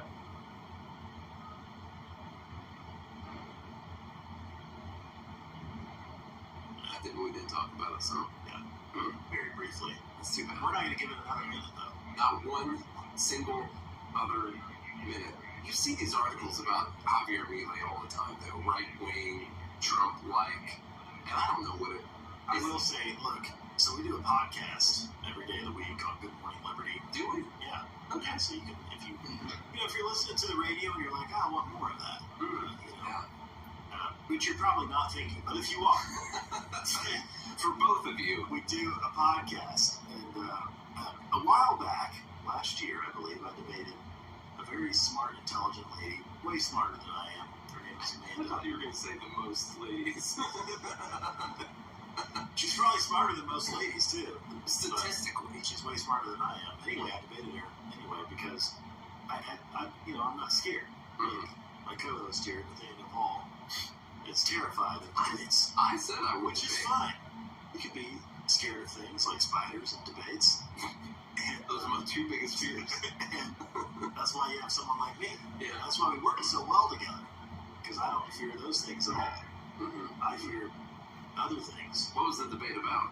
It was about whether or not liberty needs a populist message. Essentially, does liberty need a populist candidate like Donald Trump, let's say, who has a very populist message to actually get elected and to maybe affect some change? I argued the affirmative, that the liberty movement needs someone who's populist to garner the support necessary to win an election. Amanda, rightfully, I think, argued negative in the fact that... Rightfully? What do you mean rightfully? Well, because it sucks that you need a populist message. Oh, God. Is what I would say. That's a fast track to getting kicked out of the club. Look at that gif. Somebody posted a spider in the I video. can't look. Look at that. No. Whoa. But anyway, the problem is what the reason I argued in the affirmative and the reason why I think I was right is because if you just look at our culture, people gravitate towards, and you look at human nature. Reagan was a populist. Reagan was a populist. Listen to the way he speaks. It moves even smart people like you. Or Democrats who have won, I would say Obama was a populist, but would you really say the same thing about Biden? Or is the Democrat, is that left-wing ideology just naturally a populist ideology? Like that's what it caters to. Potentially. It's a little bit tougher because on this side, whatever, I don't even want to say right, but whatever, you're more individualistic, and so it's tough to do the populist thing without feeling like a hypocrite or whatever when you're doing it, I think for people, who are like real libertarians, like very so. I think that's why the Libertarian Party has such a hard time organizing people, because there are people who don't want to be organized. Yeah, that is true. I would say, though, that still the majority of human beings, can you control yourself for 1 second? So I get so I get through my message. Okay. The band that goes around the band. Beans. Yeah, like It's just the runes. chili beans. Human beings, okay, they still have that innate nature to want to belong to a group. Right? They're still social creatures. There are very few people who actually legitimately like being. I like it. I'm not one. Picked out exactly what I wanted. A fear of mine. I didn't have to tell her. I don't like being alone. I would rather be with a group of people. I'm a very social creature. Most human beings are. Okay? And so when I think the reason a populist message works is because it stirs up that innate feeling of belonging to someone who's willing to fight back. Actually fight back. They tap into that shadow that people have, because everyone has one. See, Tired of getting married. A little bit of the dark side almost. And that's exactly what Javier So- Milei did in the Libertarian Front. My third marriage, her second. Literally went at And we actually had after the people. two wedding ceremonies and then a separate reception. And people want to 3 get different behind days. He brought a chainsaw. Yes. Because it was during Trump did the COVID. same thing, right? And now, did Trump follow through on all that? No. Did he follow through on some of it? Yeah. The guy slashed a lot of regulations. That We was- wanted to get married on May 1st Saying that he wants to get rid of Obama. during COVID. So, of course, they shut down everything. So we were able to get married on there, but then we actually had a real ceremony. Yeah. I've seen this. Right. And so anyway, I say all that to say, go back. A few months later, where we were actually could have some people there. And then we did the reception on Halloween. I argued the affirmative because I think when you look at our culture, Let me see. and I think when you look at human nature, someone like Javier Milei, the reason why he won is he was a libertarian or liberty populist, and was able to be charismatic enough to get the people behind him to win the presidential election in the country. It's scared. The thing with Milei scares me. Yeah, except for everybody who had kids didn't come. Like that can disappear really quickly. The people it can get you. I get it. The population was behind the American Revolution. Even people that RSVP'd, a lot of them didn't come because That's why people wear those. I don't think they realized it was Halloween. I believe those are the ones that wear. So I get that. We had about twice as much food as we needed. I know I agree with you that a populist candidate is the best. A lot of wasted money. I mean, we sent everybody who was there home with fucking tons of stuff, and we did like a Viking feast. I was cracking up earlier. Had the big turkey legs, smoked turkey legs, ham. Because you said we're not going to spend one more minute on this Javier Milei thing. And so both of us conspired together to create what is now a 6-minute longer conversation. It's a good time though. The ones that did show up We're not going to spend the minute. Talk about had fun. Sure. We had fun. Talk about our. What was that? New Yorker? Yeah, I've never heard of her. No, don't like it. Okay, speaking of Ronald Reagan's message about the government being the cure, the help, the problem and stuff, from Politico, the FTC puts its lunch on your, puts your lunch on its plate. It's got to be your lunch. Before you get to this, though, honestly, the only reason I brought it up was to bring up my debate. Oh, okay, yeah. I selfishly. The one that you lost? Yeah. I did. Now, I lost the debate, but it doesn't mean I wasn't right. Oh, we've got Jeremy Boring. You see that There's always a little. Daily Wire is doing You can sit and sulk in a corner about your loss. or did a movie called Sit in the corner and realize how right you were. Lady Ballers. It's about the whole team Yeah, you should go of listen trans to your favorite podcast. trans basketball You can find this entire players, episode. trans If you're listening trans to it women. right now, you can go to the Free Talk Live podcast channel and you can listen to the entire episode. In case you have to, Get out of your car or whatever you're doing right now. The Federal Trade Commission is investigating. I still have one in the fridge, left over from Thanksgiving too, not from the wedding. But I had a smoked turkey Saturday, with Jimmy's John's so we had. and Arby's. Was gonna get a rib roast, but goddamn, they're expensive. And that's so much work. These turkeys were already smoked. All I had to do was warm it up. Firm Rourke Capital, which inked a deal to buy Subway in August. Did you know? Quick fact: Subway has the #1 locations in the United States. I thought it was actually I learned that in this article. That's insane. They have like over 10,000 They're all over stores. the place. And you look at the map; they cover the whole map. I don't know. In places that people don't even live. I don't know how profitable they are. Dude, there's one between Daily Wires? Metropolis No. and my dad's a town of 300 people. There's one fast food Is it is it between Metropolis parody or are they actually doing it? and it's a Subway about Oh. halfway between. Well, they're growing in popularity because people don't make sandwiches at home anymore. I guess so. Well, it's a monopoly, so what are you going to do? There's no way you can make a sandwich at home. The government is focused in part on Daily Wire Snow White Subway trailer. gives Rourke too much control of a lucrative segment of the fast food industry, the people said. They eat sandwiches. They don't want women to lose their jobs. We're definitely getting canceled out. Rourke paid Oh, wow, it's $1 million real. for Subway, according to a third person. No, it looks like it's. The Atlanta-based Rourke focuses on consumer chains with franchise models. Yeah, Lady Ballers is what's. Dunkin', Buffalo Wild Wings, and Baskin Robbins. The Carol Baskins. It looks hilarious. Is in the early stages, and any. It's got Gina Carano in it. Snow White. Reviews by antitrust regulators can often take a year or more. They did this back in Really? August, and now they're deciding to investigate it. Now it's going to take. Maybe you saw a parody of it because this. If you would have asked me whether or not Subway was about to go out of business, I would have said yeah, they're because I mean honestly, it was serious. Send me an email, nate@goodmorningliberty.us if you're like, yeah, I gotta get some of that brands, you know. Because last I checked, it's mostly bread, and the bread's fine.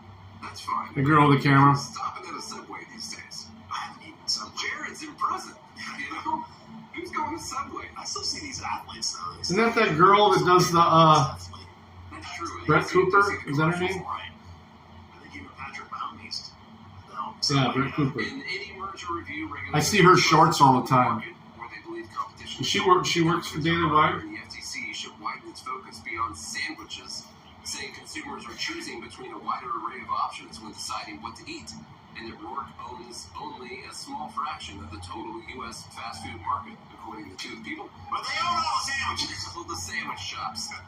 According to August 23 Well, rankings, is Chick-fil-A like is a chicken sandwich a sandwich? I mean, it's a sandwich. Or are you There's a lot saying of they places. own like the cold meats? Like, I guess the cold. I don't know how. I mean, I usually go to Publix to get my subs. I love the pub subs. Yeah, well, that's another monopoly. Well, That's when you go there, I guess. You got to choose between all the different monopolies to go either. Quiznos. Rachel's Zegwood version is it's no brown. Quiznos have good subs. What Yeah, about let me see if Chick-fil-A? anyone else has showed up. That's It's not after listed. 9:30 now. I'm not sure. Work on that. It's not listed. I'm sure. They have a monopoly though. Subway is the largest U.S. sandwich chain based on 2022 sales, with Arby's, Joe John's, and McAllister's Deli also in the top 7. So Roark's doing pretty good overall. Yeah, also Subway. Sorry about that. Okay. Institution. How is it? Let's see if we're ready for the other guy to check in. Pretty sure Let's get you checked in. Your name? Richard Mills. All right. Other things the FTC is doing Nice right now. office. They're hard at work. Thank you. Oh man. The girls decorated. They're always at it. It's to protect you, by the way. Have nothing to do with it. I'm only here for 2 hours a night. Though. Oh, it's bright. Who? Bright. Oh yeah. Which sucks because this place is. If you touch anything when you're in here, you're gonna get black shit on you. The FTC Warning you. to investigate whether the purchase of Subway by the same firm that owns Jimmy's John's and McAllister's Deli creates a sandwich shop monopoly. You've seen commercials where the dude, what's his name from the TV show, so we call it Jimmy's John's. Yes. These are franchises, by the way. Yeah. So it's not like they own the they own the corporate structure. But most of these shops, Subways, Jimmy John's, McAllister's Deli, they're individually owned and operated. Yeah. What's your last four? Yeah. 4103. There's like a McDonald's corporation, and then there's like the It should be McDonald's so far off. So what's that? Usually owned by not McDonald's. So she got it wrong. The idea is You said Mills, right? Yes, sir. Subway, 4103. Jimmy's John's, and McAllister's, they're all gonna form No, I this cartel punched that in and pricing just quite a few names here, but none of them are you. model. What she had, so let's go with what it should be.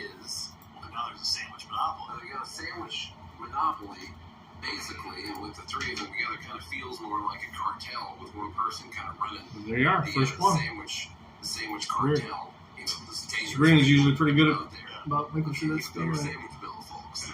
A lot of movies about this. Okay.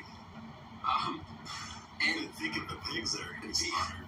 the idea You is mind if I grab your they tissue? can just No, go raise ahead. the prices Yeah. slightly because when people go out to eat, they don't consider their other options. Like you see a line of restaurants and there's a McDonald's, Chilly out there. Burger King, and It a reminds me. Bojangles, I'm gonna make sure I don't chicken occur. fillet, and one burger, and all these places, and then there's a Subway, and you're like, well, You got boots on, Subway steel toes. sandwiches are around $79 these days. But I have to I get a free foot long if I stay for the rest I'll of get my this car. done. Let's get you some I gotta go over. gloves and glasses. By the way, that free sandwich is worth a lot more than obviously.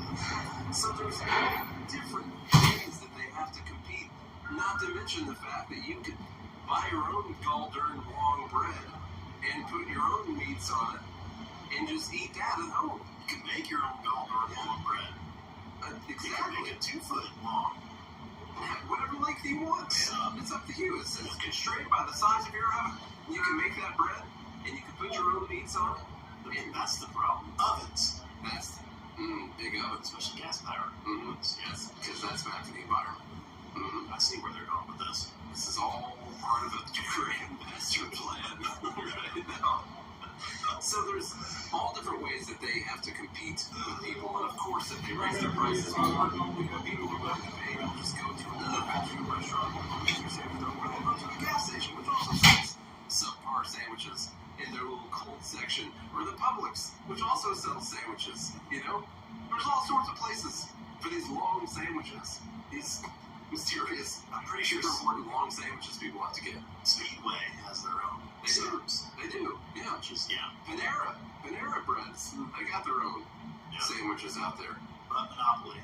It's a monopoly. Yeah. For sure. That's what's going to happen. The other thing that they're working on right now is they're still trying to shut down this merger between Albertsons and Kroger right now, because that's going to lead to. I'm so glad you said Kroger, not Kroger's. Yeah. People still say that. Still say Kroger's. Mostly older people, I think, that say that. It's Let's like see. going to Aldi's or Walmart's. It is just Aldi, isn't it? It is Aldi. Or Lowe's. After years of excessive inflation, the merger between these two would unlock significant benefits for consumers, more product options, lower prices, and better customer service. Unfortunately, the FTC already appears to have made up its mind. This is about the merger between Albertsons and Kroger. They say that that's going to lead to them being able to raise their prices on the idea that they're going to band together and have this grocery store monopoly, and which means they can charge whatever they want for their groceries. But unfortunately, they're not even the number 1 or 2 or 3 grocer out there. They're, I think it was number 4 and 6, Kroger and Albertsons, and that's just by rank. They're not even close to the market share that number 1 and 2 and 3 have. They're like, these are 2 little stores, and they're trying to band together so they don't get put out of business by Walmart. That's Walmart's. Yeah. Right now. Anyway, They're saying Walmart has a monopoly, but they're trying to stop this monopoly from forming, so that way we don't have 2 monopolies. yeah, there can only be 3. Right now we have about 6 monopolies. Long time for me. I got out 95.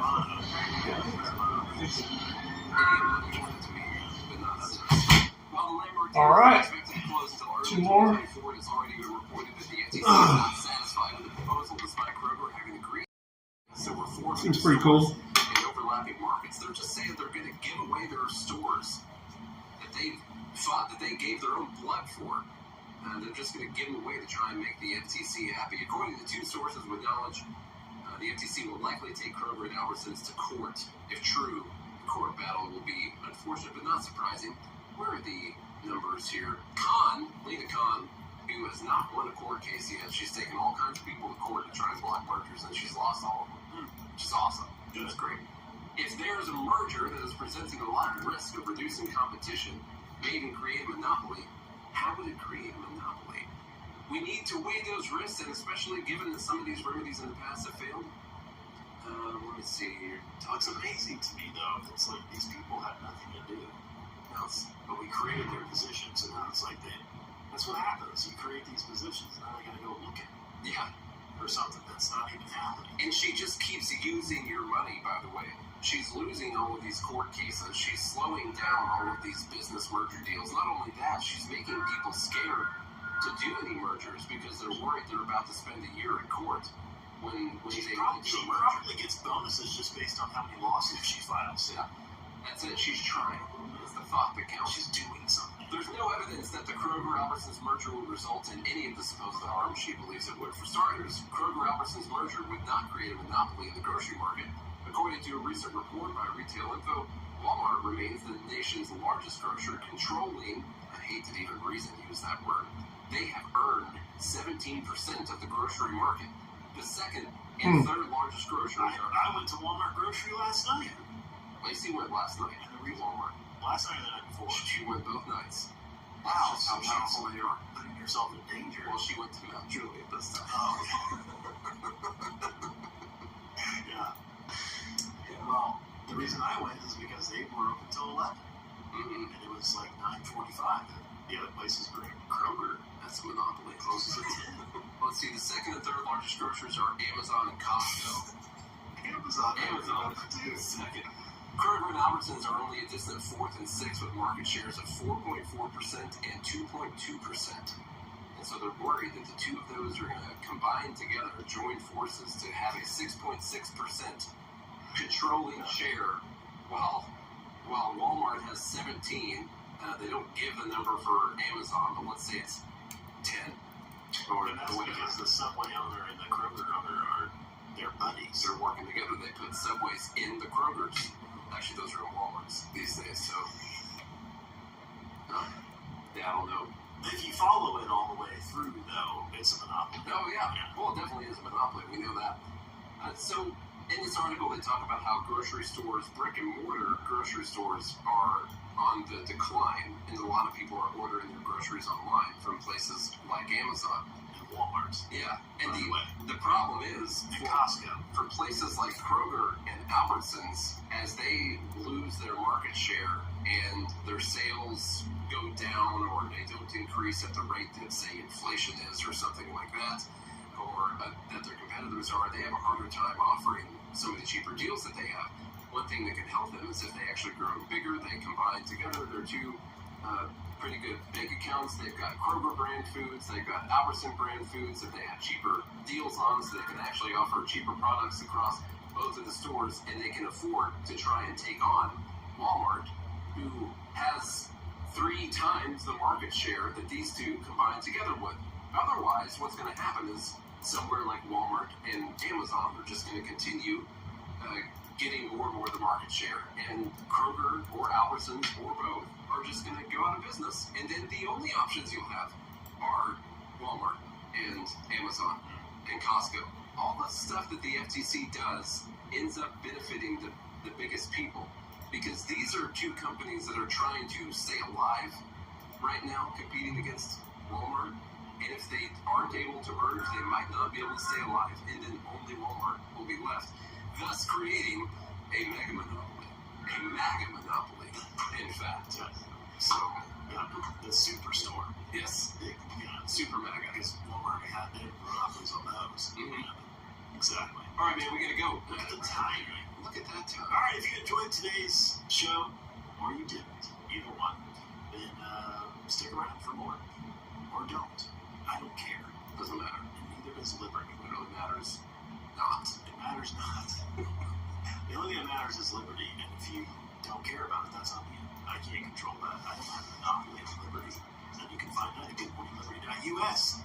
Brand new website, goodmorningliberty.us. Well, it's not new, it's just refurbished. We got new shirts. Just put up a new shirt design a few days ago. New merch. Go check it out. Go to joingmail.com, be part of the Haters Club, where you can find that link on the website as well. Everything can be found on goodmorningliberty.us. That's goodmorningliberty.us. Go check out all that or don't. Share the show.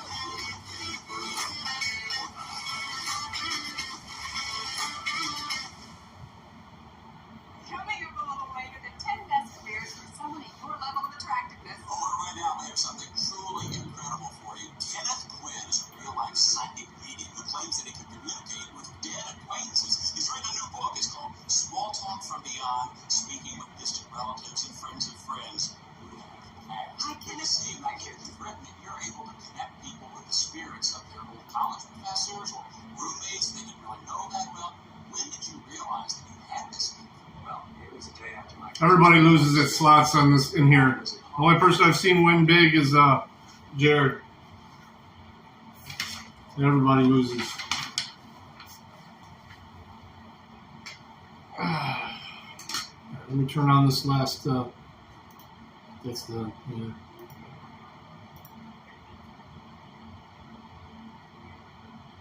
Right. Back to here's the deal.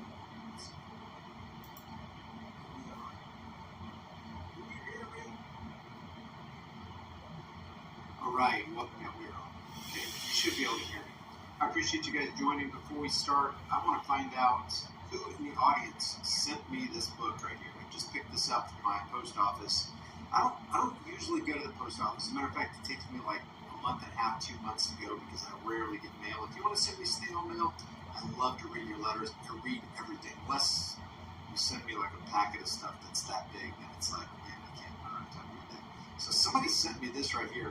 I read the first couple of pages, and actually, it's pretty interesting. The name of the author is Jordan Kleeman, and it just came in a package from a fulfillment center. And there was no note attached to it. I looked at the book. There was nothing in the book with any kind of note.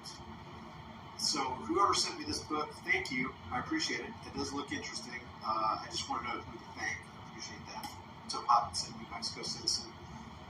Thanks, guys. What's up, Dark? Dark is here. John Eagle's here.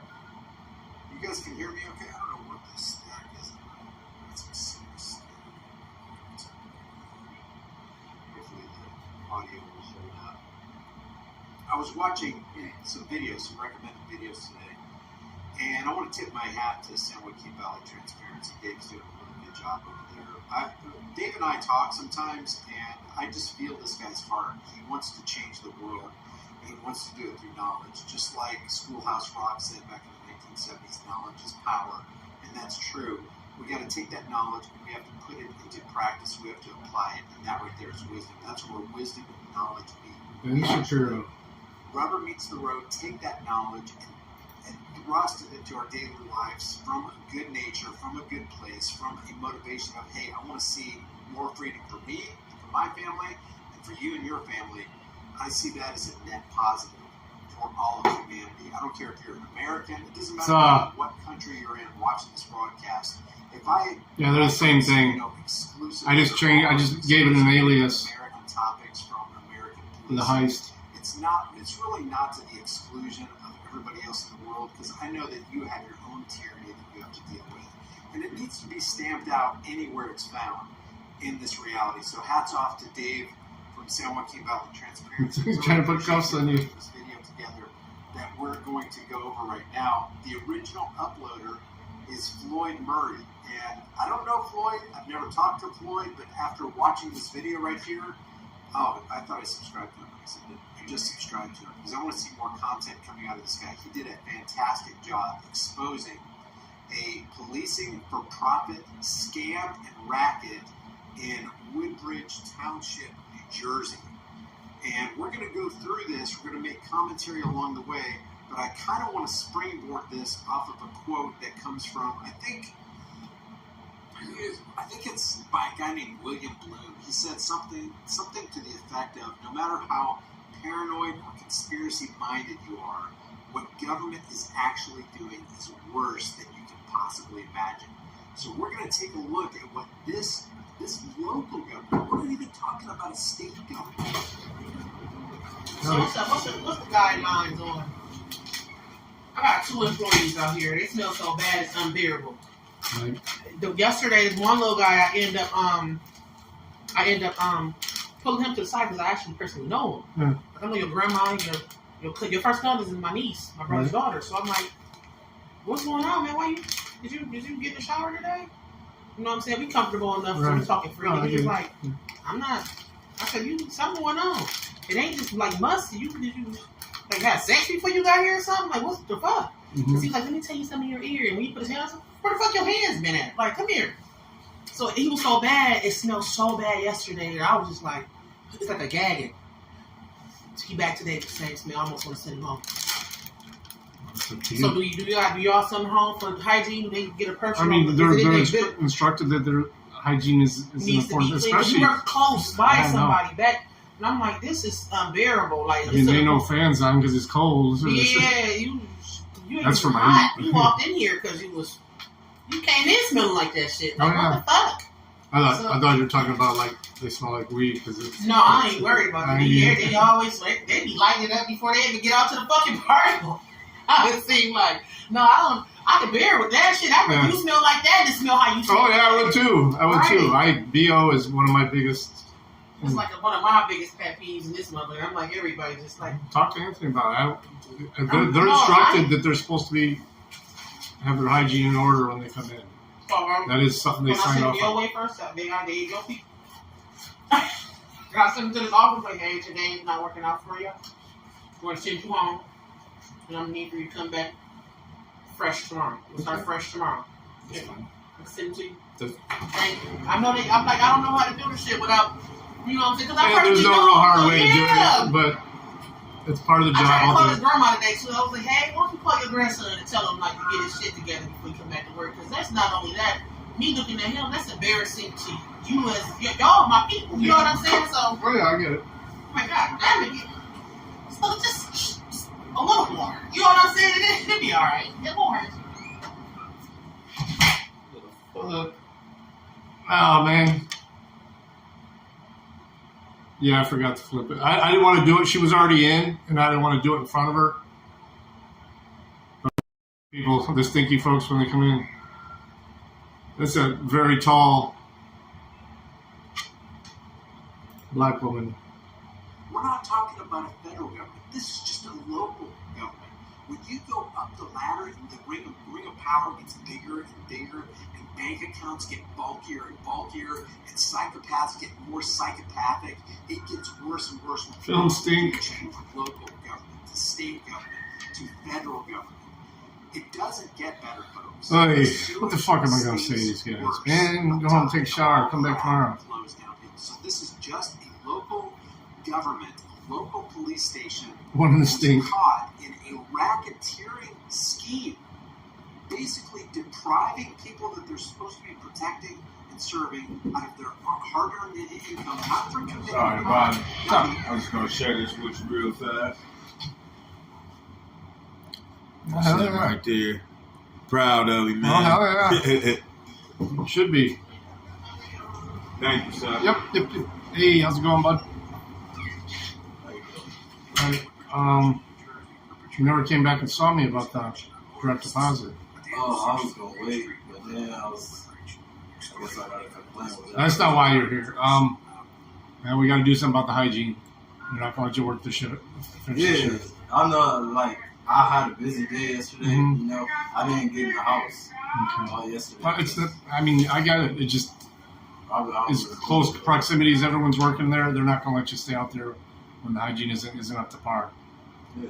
Okay. So I there's know my hygiene is just like I couldn't get in the house yesterday. no worries. Just. I mean, just for tomorrow, you know. But for now, though, they're going to send you home for the rest of the day.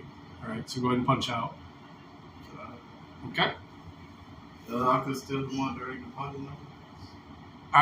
We can do it tomorrow. That's no big deal. Just come in tomorrow, man. Come in smelling fresh, and we will take care of it. Okay? Why didn't they just say that though? She's embarrassed, man. Huh? Why didn't they just say that? What? I don't understand why they didn't just tell me. It's my job. You're my employee technically, so until they hire you in. So, all right. Domestic servants. God damn, he stinks. Oh my god, As though we're their enemy. dude. This can be cut no other way. People are talking about Is there some spray in here? terrorists. Oh my gosh, we're on the ropes. We need to take care of the international terrorism going on. And right under our nose, we have domestic terrorists waiting on our streets, on our Oh yeah, swamp ass. side of our Definite house ass. to catch us in one little tiny infraction that turns out is God, I thought we had some fucking. I got girls that work here. We got no spray. from these people. And you know, I'll say this later on in the show, and hopefully I'll remember it. But this is just one small town in one portion of America. Exponentiate this throughout our entire land and throughout the entire world. And just think about the mountains of money they generate on people who don't know their rights, don't know how to fight back, don't have time to fight back, don't have the resources to fight back, and they know they got us on the ropes.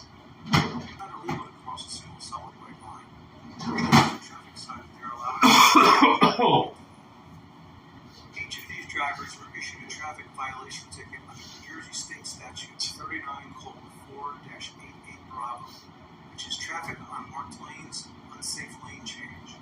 If found guilty of this offense, this ticket will cost you 2 points on your driver's license and carries a fine of $186. That's outrageous. People are living paycheck to paycheck. That $186 could literally put them in the poorhouse, out on the street, their kids out on the street, and then they're left. What does that do to somebody? What does that do to somebody's heart? What do they start doing? Plug Do in. they start becoming really, really good people at that point? No, they become rightly Where? bitter. You did this to me. You did this to my family. Now we're out of the street plug in in. the cold, in the winter. I've got no place to What stay. are you I've got talking no about, man? food. I have no job because now I'm going to lose my car. Decorations. Because seriously, I don't know what percentage it is, but a couple Look- years look- back, look at when my I ho, looked ho, into ho. this, it was like 75 or 78% of Americans are living paycheck to paycheck. That means if they don't get that next paycheck, they can't pay their bills. The lights get cut off. The utilities get cut off. They lose their house. The bank comes in and forecloses on their house. They lose their car. They can't go to their work. They lose everything. It's astounding what these cops are doing. The fact that they can sleep at night baffles me to no end. On this little stretch of Now, Green here's Street, the next one. personally witnessed at least least 5 cop cars, most of which were unmarked, and a merry-go-round of stopping motorists and issuing tickets for several hours. A ticket was being issued by each officer approximately every 5 minutes. That would be 12 tickets per hour per officer. At $186 per ticket, if you pled guilty and paid the fine, that would be $11,160 per hour of revenue being generated for the township of Woodbridge. Of course, the prosecutors will give you the opportunity to plead to a lesser offense that you did not commit. That doesn't carry points, but carries a fine of several $100 more. That generates much more revenue for them. And then the court system's sitting there cracking their knuckles going, okay, I'll tell you what, since we're such nice guys, we got a deal for you. You either pay the $186. No, I'm not going to confirm it. You either pay the $186. Smell like swamp ass. Driving record, or smell like you didn't can wipe. actually keep from getting 2 points on your driving record. What does that tell you about the scam of insurance? Pay one small fee of $439 and you can walk away with a clean driving record. What do you think people are going to do? See, you can pay the $186, get 2 points. Your insurance company sees that. Your insurance premium is jacked up. And I think the average it could go up on a 2-point thing is like $600 extra or $550 extra a year. So they're thinking, man, I don't want my insurance to go up. I'll just suck it up and try to pay the $439. Can I make 3 installments because I can't pay for it right now? Talk about extortion. Legalized plunder. When plunder becomes a way of life for a group of men living together. I thought she said 2. Did she even send the other one? In the course of time, a legal system that authorizes it and a moral code which glorifies it. We are living under the authorization of plunder in this scenario. And like I said, exponentiate that out throughout the entire state. Yes, sir. Tell the gentleman I put in for us stuff yesterday. Yeah, we took care of it. I took care of it. I'll show it to you if you want. Yeah, where do you want to see? What's your last 4? 6590. None of these tickets should be in the first place. As I said previously, with no solid white line, the marked road signs that allow traffic lane changes. Here's the evidence. Every one of the dozens of motorists Cell leader, right? Yes, sir. came down this portion of Green Street to merge onto Route 9. Then they would cross over to the left side Marcus back? Yes, sir. of the underpass and continue up onto Green Street into Woodbridge. This has happened every day for decades on this route without police Of course, my molestation. computer's slow as hell. This day Right was now. different. On this day there was a He traffic. was in here. We did it. Here is the route Yeah, I'm from the 70s, and you can't believe nothing he's out there. No, but you play too much, man. I told you I did it, man. Activities. He observes any cars changing told you lanes I on did it. Route 9 to go up to Green Street onto the underpass. He radios the vehicle description. You said you did it 3 weeks ago. Take note of the yellow traffic. But I did it, though. We're going to get back to those. You said you Increase to cell leader for Mo and Anthony. Solid white line. Yep. Okay, so what's the plan now? What do you mean? Don't get an extra pay for that? Well, yeah, you get an extra quarter for that. Extra quarter? Yeah, an hour. Yes. And you continues, that goes up as well. How many days? Well, the raises was put in yesterday, so it'll be next check. All right. Not this, well, it could be, it'll be this check because they haven't run payroll yet. So All right. you'll see it this check. All right, thank you. Yeah. With the holiday, it'd be nice to have them all increase. W4-3, which is an added lane sign. And it states the added lane W4-3 sign should be installed. Let me make sure I actually changed it. Where 2 roadways and merging movements are not required. When possible, the added lane sign should be placed such that it is visible from both roadways. If this is not possible, an added lane sign should be placed on the side of each roadway. So it is quite clear that according to the manual, the sign does not require a merge, but also does not restrict one either. As I had mentioned previously, one particular driver got his ticket dismissed and paid no fines and had no penalties. They immediately pled not guilty to this ticket and requested discovery from Woodbridge Township Court prosecutors. The courts were not cooperative at all in providing discovery to the defendant. But very interestingly, 3 weeks after this extortion of motorists, the highway lines are all officially paid. Look at Changed that. it all. Ain't that a coincidence? So now they're getting letters from the public saying, hey, we're making you aware of something. All of a sudden now they create this line. Oh, now it's obvious that you You broke the plane of that magic Oh, Mo? white line. No. But according to this guy's research, the sign says... Mo's cool as fuck, though. This does not change anything in the legality of crossing the solid white line or making proper lane changes to take an exit. I just thought it was kind of suspect that the lines were repainted so soon after this predatory policing act. Yep. No traffic signs were changed. The caption on the Woodbridge Police logo reads, "Leading the way to a safer community." Was this policing action about safety, or was it just a money grab? It seems quite logical that if the municipality were that concerned with the safety of this particular section of roadway, the signage and the lines would have been changed along. You know what this reminds me of? I'll get back to what he's saying here. You know what this reminds me of when they're there in their unmarked cars? It reminds me of this image right here. Check out this image.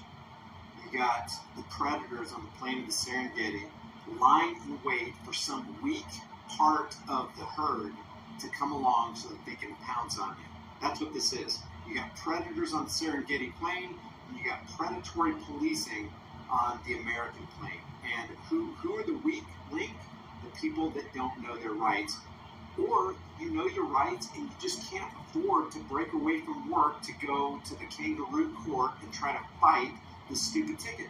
This is why you need to always record the police. Be recording even if you don't think police are around. You're going to find them somewhere and they're usually up to no good. Have a dash cam that faces front, that faces rear. You know, if you can, a 360 camera like Travis Hines has and utilizes, and put it on the roof of your car. That way you don't miss any action. And I know this sounds paranoid. I know this sounds conspiratorial. But guys, conspiracies are real. There are people who are conspiring. Well, I guess the other one ain't coming. 24 hours a day, 7 days a week, whether you realize it or not. I know that warm up the car. Don't want to believe that. Love this act. It's true. Always cover your arse. Always. The best way to do that is with a camera. Police lie, cameras don't.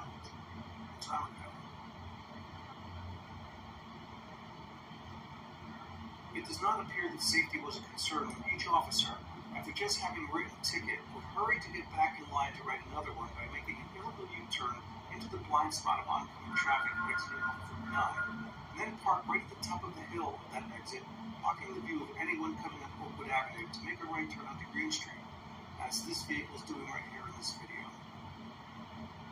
This happened over and over for several hours. So discussed. An interesting procedural legal question on this entire charade. It is my understanding that in a court of law, the defendant has the right to depose their accuser. For each officer that issued one of these tickets, it is his name on the ticket, and he is the one subpoenaed to a court to testify against the driver. But he never witnessed anything because he was on the other side of the bridge, nearly a quarter mile away from the spotter, who was up on a hill on the other side of the highway, calling ahead potential victims on his radio. That's why these cops never show up in court when they're subpoenaed, because they weren't there.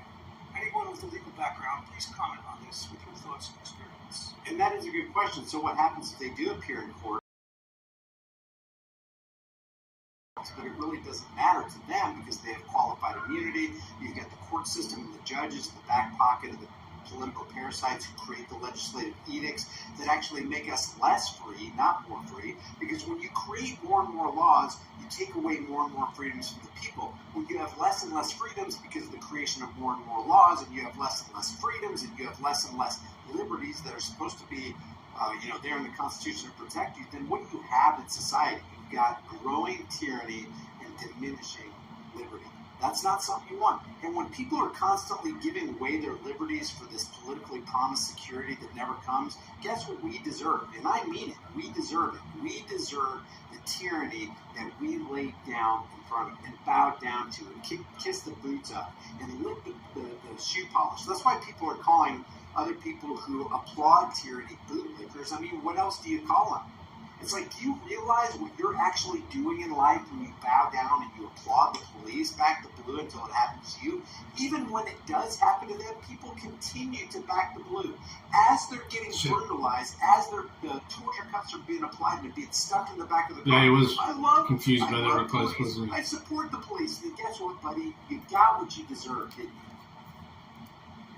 I would like to know who the mastermind was behind this big scam of revenue collection from drivers who are not committing any traffic offense. Was the chief of police? Was Was it a prosecutor saying just issue the tickets and we'll collect the money? Or did it come from higher up in state government? In my opinion, this is corruption. This is a modern-day speed trap, except they use lane changes instead of speeding. The system counts on the fact that people don't have time to try and defend themselves, and the slow grinding wheels of the judicial system, and people don't want to burden with expensive attorney for a traffic offense, even if they're not guilty. Exactly. It's sad to think of the dozens and dozens of people who either just pled guilty and paid the $160 fine and got 2 points on their license, or showed up in court to plea bargain the ticket down to 0 points and a $439 ticket for a different offense they did not commit. Yep. The defendant of the ticket represented in this video got his case dismissed with no fines or penalties because he pled not guilty to the ticket and sought his day in court, which he never really got, because the courts kept trying to tie him up with cancellations, procedural and administrative errors, and postponement after postponement because the ticketing police officer refused to show up in court. The prosecutor refused to provide us with the discovery we had requested, which is against. All right. Well, I'm getting ready to leave myself. I'm gonna be heading home in a minute. If you break the rules, you get penalized. If they break their own rules, they get glorified. And that's just the way it is. You do not want a situation in life where you give the reins of power and authority, whatever that is. It's just a big fiction, and everybody's just buying into it. It's like, oh, we're all a part of the cult. We're all drinking Kool-Aid. Why are you drinking the Kool-Aid? Well, Dad always drank it. Mom always gave it to me. Grandpa always said, yeah, just go ahead and obey the authorities. I mean, you never can beat the man, and so I just do what everybody else has done, and I'll check into the cult of personality, and nothing will ever change as long as we have that mindset. So when you have this policing for profit thing, that's why it's so valuable for the San Joaquin Valley Transparencies of the world, the Long Island Audits of the world, the Eli's Partner racism. People out there that are exposing the corruption. That's why it's important for everybody to see it, because maybe one day one of those truth seeds will germinate, and we can actually Truth seeds. Uh-oh. And maybe people will become sick of the chains of their own oppression and go, you know what? I'm sick of applauding these things. Let's unscrew these things from our wrists and our ankles, take the shackles off, drop the chains, and start living in freedom. Hopkinson, thank you for that. Thank you for that super chat.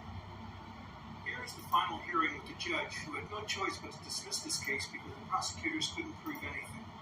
I may or may not do a follow-up video with all the details and the debacle of the court proceedings that went on for a year that led up to this dismissal. In any case, stay safe out there and keep your eyes on the road. As a matter of fact, keep your eyes on everything. If it smells fishy, record it and document it. Smells fishy. It's probably somebody that works here.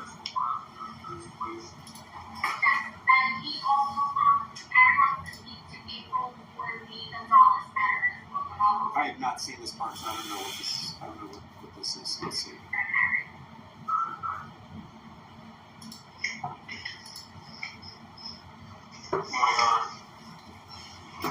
Actually, you know what? Because I don't know what this is, I don't want to lead you guys into it. It's already 21 to 43 into this video, and I want to keep this live stream as short as possible because, unfortunately, we live in a world where attention spans are very small. But I do want to end by just saying,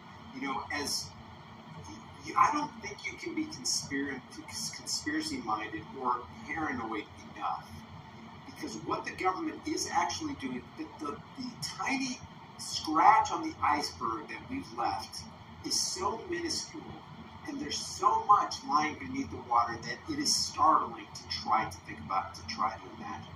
So the takeaway from this is, when you think about policing for profit and the predatory policing and profiting crap that's going on in the scam, there's no way to determine the negative personal, societal, or even monetary impact of such predatory practices. Just think about it. If you get a $186 ticket and you can't afford it, that affects the rest of the economy, your local economy, your state economy, everything. That $186 you could have spent at the grocery store. 32. They'll be incentivized to make more groceries and bring them into your store. It's gone. It went into the pocket of the police department. This is a power and wealth transfer. And every time you see that, that's exactly what it is. They are trying to take Let the record show and enrich themselves. But when the state gets more and more powerful through their you got less and less. I think that's one of them. More and more tyranny, and it's just a matter of time before all rights are taken, all firearms are taken, and that's what they want. They want to move in. They want to make you completely helpless and completely dependent on the government. That's exactly where they want you. And then you know what starts happening, historically speaking. If we don't learn from history, we're doomed to repeat it. What starts happening is the oligarchs in government start picking off the useless eaters. If you don't benefit in their eyes, if you don't benefit society in their eyes, you're gone. You will be eliminated. That's what country after country and bygone generation after bygone generation has done. Once they disarm the people and they can no longer fight and they no longer have the willpower to resist the man, it's just a matter of time before they bring out the bulldozers, start digging the deep canyon-shaped holes and putting the souls and bodies of men and women and children inside those holes. That's what happens. It's a gruesome fact of history. That's why we resist it. That's why we do these videos. It's because I don't want that to happen. I don't care, like I said before, I don't care how much Just money now starting you to have, smell how big better in your here. house is, what kind of car you have in the driveway, how fat your billfold is in your bank account, and how much accolades you have from the people in your locality. It's all worthless if tyranny takes over. And for the most part, the veiled tyranny and the overt tyranny, it's pretty much swept this land like the most malignant cancer that you could ever imagine. So share this video with everybody you know if it resonates with you. Thank you for supporting the channel. Don't forget to give David from San I only learned about this video from Floyd Murray through his channel. I'm not going to stop this mine. I'm going to keep it going for the drive home. Just go ahead and put that in the chat. Here's the link to Floyd Murray. Here's the link to San Joaquin Valley Transparency's channel. Give them a shout out. Let them know here's the deal sent you. Oh yeah, there you go. The link should be. It should be there. And what I'll do when this video gets done rendering is I'll put both of those links in the description so you can have them.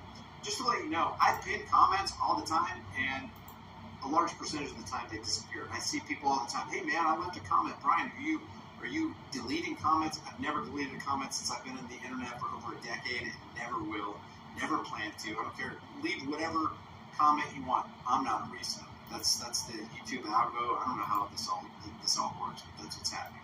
So leave your thoughts about this for the World and Global Thought Police in the comment section below. If you haven't done so already, subscribe to this channel, subscribe to David's channel, subscribe to Floyd Murray's channel. And the most important thing, the most important takeaway is freedom is dangerous. The only thing more dangerous is not having freedom. And now we live in a world where we need that freedom. I'll see you guys in the next video. Thanks for hanging with me on this stream. All right, y'all. Let's shut this bitch down.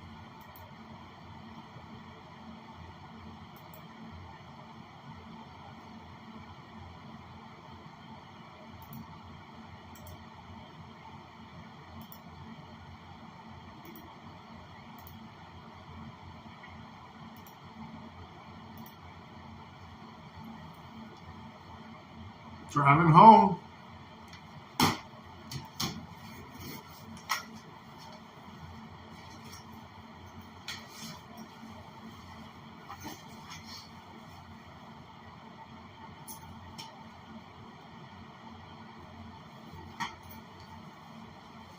Cigar.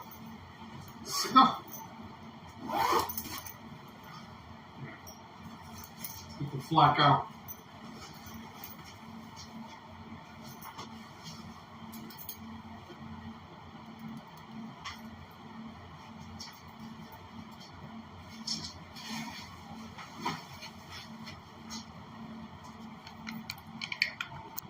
Hold on. Find the blade plug. Fuck you, man. Ain't no blade plug in. Oh shit, there is one. Sorry. Maybe that's what's helping.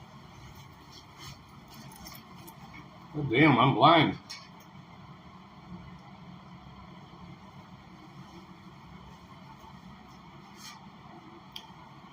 I thought it was just that one plug right there. I didn't know we had another plug right over there.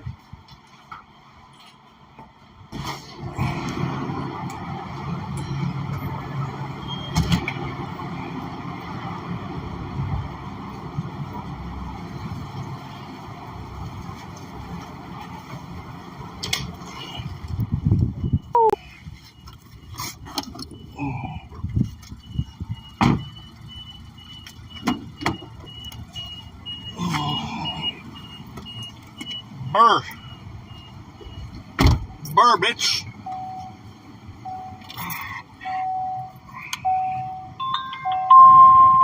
I think it's going to start warming up. It's supposed to be almost 30 by morning. It's actually supposed to get warmer throughout the night. All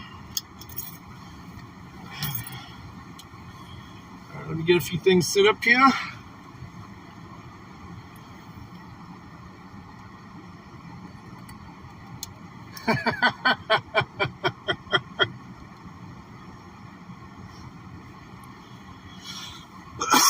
Oh, great. Motherfucker.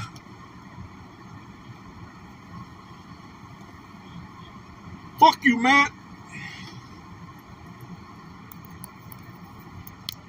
All right, let me switch over to the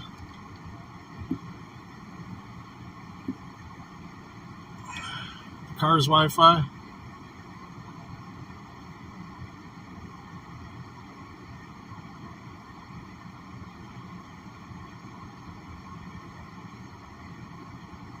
Funny as the bridges. Fucking Pittsburgh bridges suck.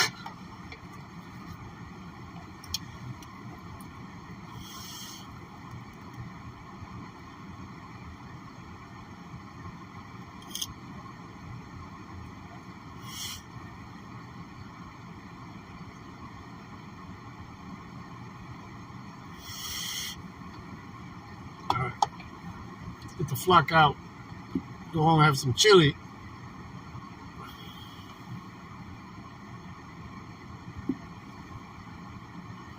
What are we playing on the way home?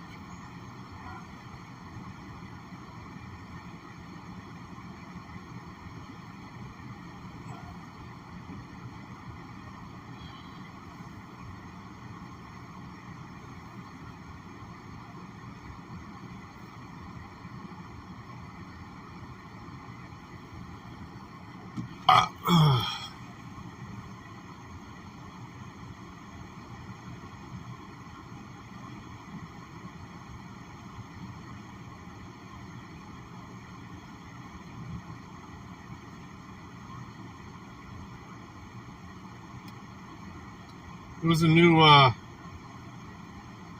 saw there was a new civil rights lawyer. How y'all doing? I'm good. Y'all got this with you?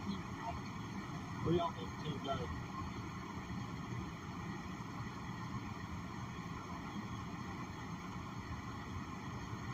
Do you remember this video I did a long time ago? Well, here's a long-needed update that includes criminal charges filed against the police officer. Oh, and she was fired as well.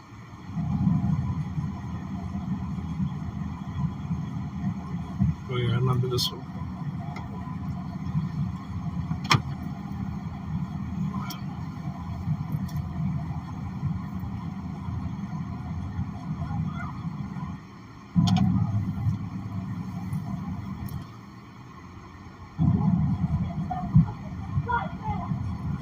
But get this, 2 months later, in March of 2022, while still on probation, Deputy Newman was proclaimed Deputy of the Month, with the announcement posted on the Camden County Sheriff's Facebook page. Then, in January of 2023, about a year after the traffic stop, a grand jury indicted Christine Newman on felony charges, including aggravated assault and violation of oath of office. But wait, there's more. Additional things have happened 20 degrees in out. Camden County. Let's go through it. That's what the car says anyway. I partnered with MyHeritage on this video, and I'm really excited to see what my DNA test results are. I've always known that so my family immigrated from Ireland, but supposedly we're not really Irish, we're really more English. The proof will be in the DNA results. I'm really excited to see what they say. When you order the kit, you receive the DNA swab, and it's super easy. You just open it up, and you swab the inside of your cheek, and you break the little stick off. You put it in the tube, and you seal it up. It's all, the directions are super simple, and you send it off, and they keep you updated every bit of the way. And then, once your DNA results are ready, they send you an email. All you have to do is click, and they reveal everything. Alright, so I just got the email. My DNA results are in, and let's watch it together. Clicking on it. John, are you ready to explore your ethnicity? Let's go. John, you are 57.4% North and West European. So it looks like France, Germany, Belgium. 27.1% English. 10.3% Scandinavian. Wow, now that's a surprise. I'm basically part Viking.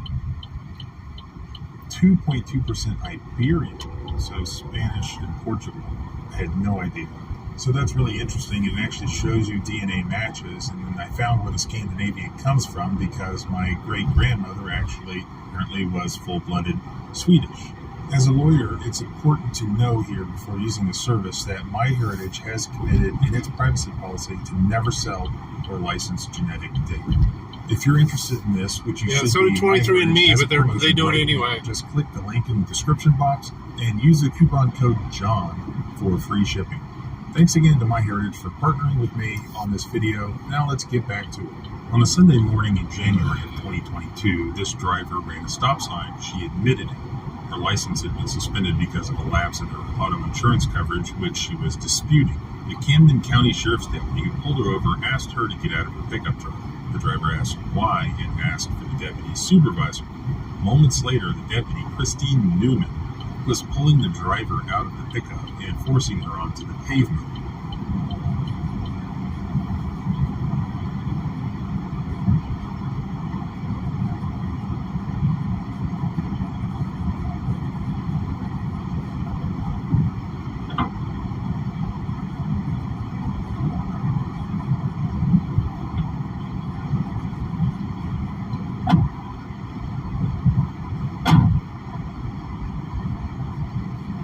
That's what I'm saying. Government can get it anytime they want, though.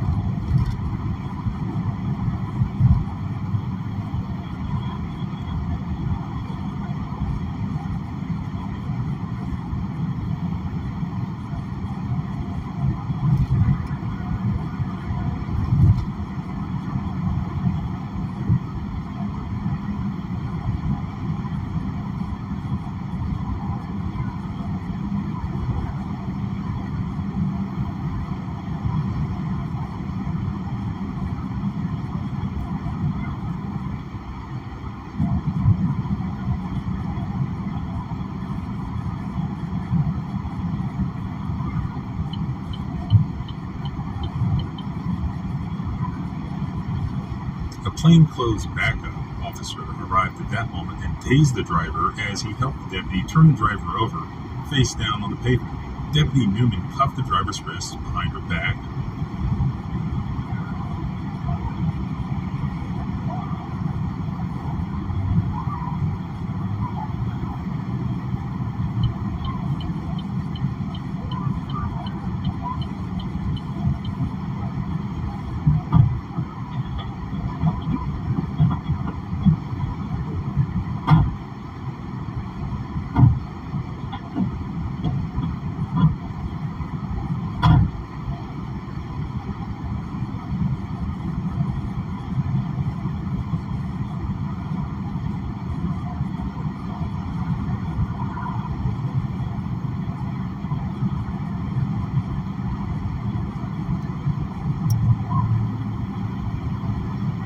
Newman's dashcam video shows the handcuffed driver standing up and walking towards Newman's car, stumbling slightly.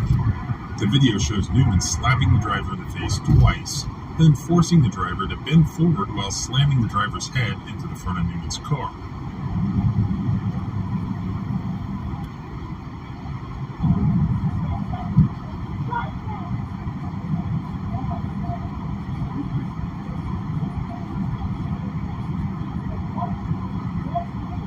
Deputy Newman at first received a 2-day suspension without pay, was placed on probation for 6 months, and was ordered to undergo training on use of force. But get this, 2 months later, in March of 2022, while still on probation, Deputy Newman was proclaimed Deputy of the Month with the announcement posted on the Camden County Sheriff's Facebook page. Then, later in the fall of that same year, 2022, that's when the prosecutor's office and the Georgia Bureau of Investigation began investigating this video. Then, in January of 2023, about a year after the traffic stop, a grand jury indicted Christine Newman on felony charges, including aggravated assault and violation of oath of office. Now, I've tried to find out an update on the status of the criminal charges, best as I can tell, being that there are no updates, no information available, at least not publicly that I can find. The charges are probably still pending.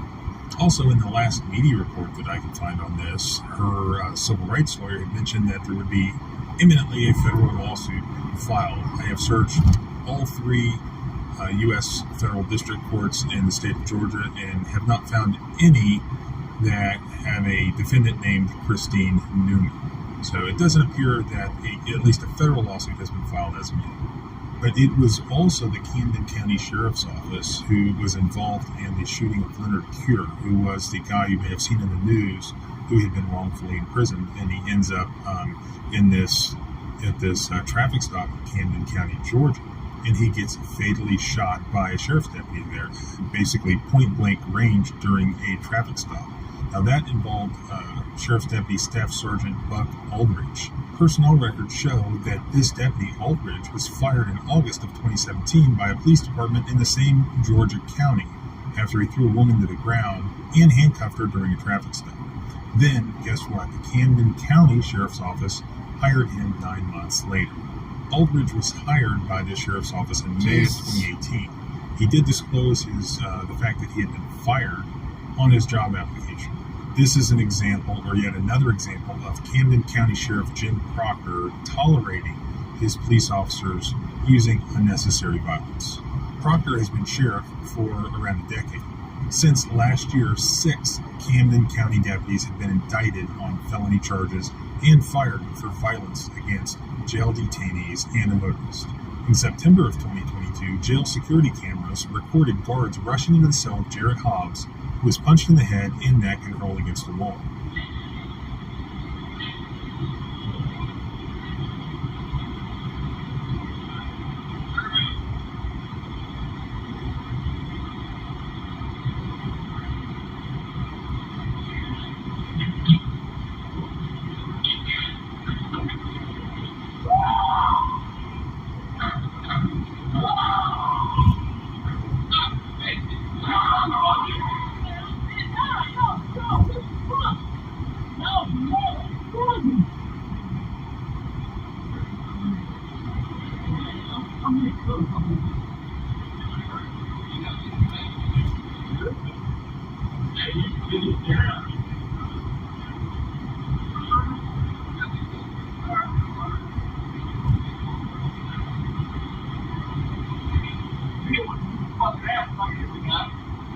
Hobbs was charged with assaulting the jailers until his attorney obtained the video.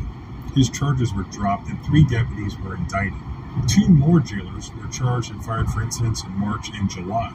Security video showed one push a detainee to the floor and punch him before another guard intervened. The other deputy shoved a handcuffed detainee headfirst into a door, knocking him unconscious. The spike in claims involving this sheriff's office caused Camden County's government to get dropped by its insurance company in July, according to Mike Spears, the county's risk management director.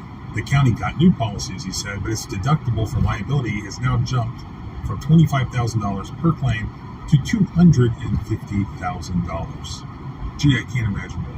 If you have any information on the criminal prosecution of former Deputy Christine Newman, I'd love to hear about it. Sometimes these things end up just going on and on and on, and then they silently fall off the face of the interwebs.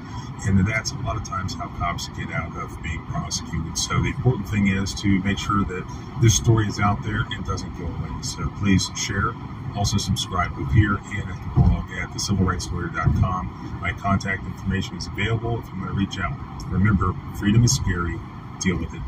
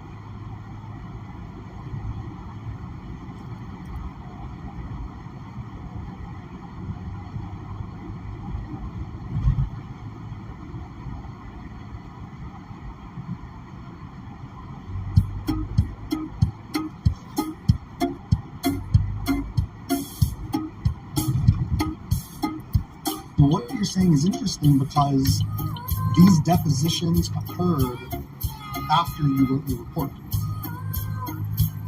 And you're getting that from this deposition, is that right? I did. Do you understand that the testimony that you give today has the same force and effect as if you were before the judge and jury? I do. Would you please raise your right hand to be sworn? Do you solemnly swear the testimony you're about to give will be the truth, the whole truth, and nothing but the truth, so help you God? I do. All right, it's a pleasure to talk with you, Dr. Stone. Good to meet you. Thank you. We can get started. Where are you from? Well, I grew up in New Boston, just down the road, so I just moved back home when I retired a year and a half ago. Oh, very nice, very nice. I'm from Dallas. Where did you go to high school? I went to high school in New Boston, in Boston High School. And where'd you go to undergrad, college? Undergrad was Eternal University. Did you graduate there? I did. What was your degree? Bachelor's in Business Management. Okay, and did that have any relation to law enforcement or constitutional rights? No. Okay, and then... yeah, I'm watching Otto the Watchdog. In Public Affairs. And where did you get that from? University of Texas at Dallas. Could you tell me a little bit about the topics that covers? Yes, basically it's government, but everything from research methodology to the Constitution and law, from one spectrum to the other. But it's mainly geared toward people that are going to work in governments, specifically city managers, people that are going to teach government. And what did they teach you about people's constitutional rights? Well, before I went to college, I understood people's constitutional rights and said they're protected and we hold them up and follow the Constitution and protect citizens' rights as part of our duties as peace officers too. And how'd you get into law enforcement? Well, started when I was barely 21 years old, taking a test in Tyler, and had a call to go to Athens PD, and started at Athens PD as a police officer in 1974. I see. So you were already a police officer when you got your doctorate? Yes. I've been a police officer for a long time. I just continued to go to school. So what departments have you worked as a police officer in? Started in Athens, Texas in 74, Greenville Police Department in December of 75, and then Collin County Sheriff's Office in August of 85. Wow. And then I've been a reserve also at Wise County Sheriff's Office when I retired, and now I'm a full-time Deputy Sheriff Lieutenant at Bowie County Sheriff's Office here in Texarkana. Did you have a favorite department? Well, I stayed at Collin County 36 years, so I guess that would have to be my favorite, but enjoyed working undercover as well too. Okay, could you tell me a little bit about the certifications that you have? Let's see. I've got quite a list of them, but I'll try to go from memory. I'm a Master Peace Officer. I'm also a certified Peace Officer instructor. I'm a graduate of Bill Blackwood Law Enforcement Academy, which is an extensive academy, as well as the 189th session of the FBI National Academy in Quantico, Virginia. Also graduated from the Naval Postgraduate School in Monterey, California, and just attended a lot of those types of training in schools. What is a Master Peace Officer?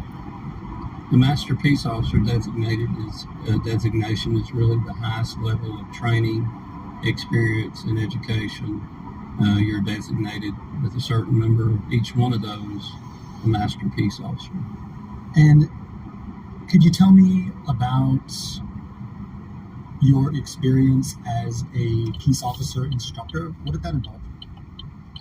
I taught at the Collin County Law Enforcement Academy, subjects in arrest, search, and seizure, use of force, a broad range over 10 years with the Collin County Law Enforcement Academy, and then for 14 years I was an adjunct instructor at University of Texas at Dallas and taught various courses in Homeland Security, leadership, and law enforcement, different courses along that line. Was it legal for Officer Dial to hit those signs? Objection, sir.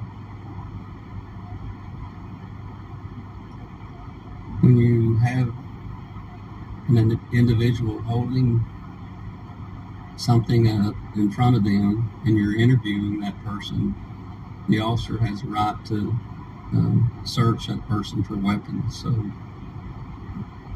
taking the signs away was an appropriate action for the protection of that officer and the other officers that are involved to make sure he didn't have a weapon.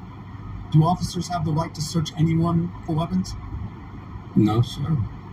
Why do they have the right Not without reasonable suspicion that a crime has been committed, or the circumstances that an officer may stop and frisk and search someone for the protection of those officers.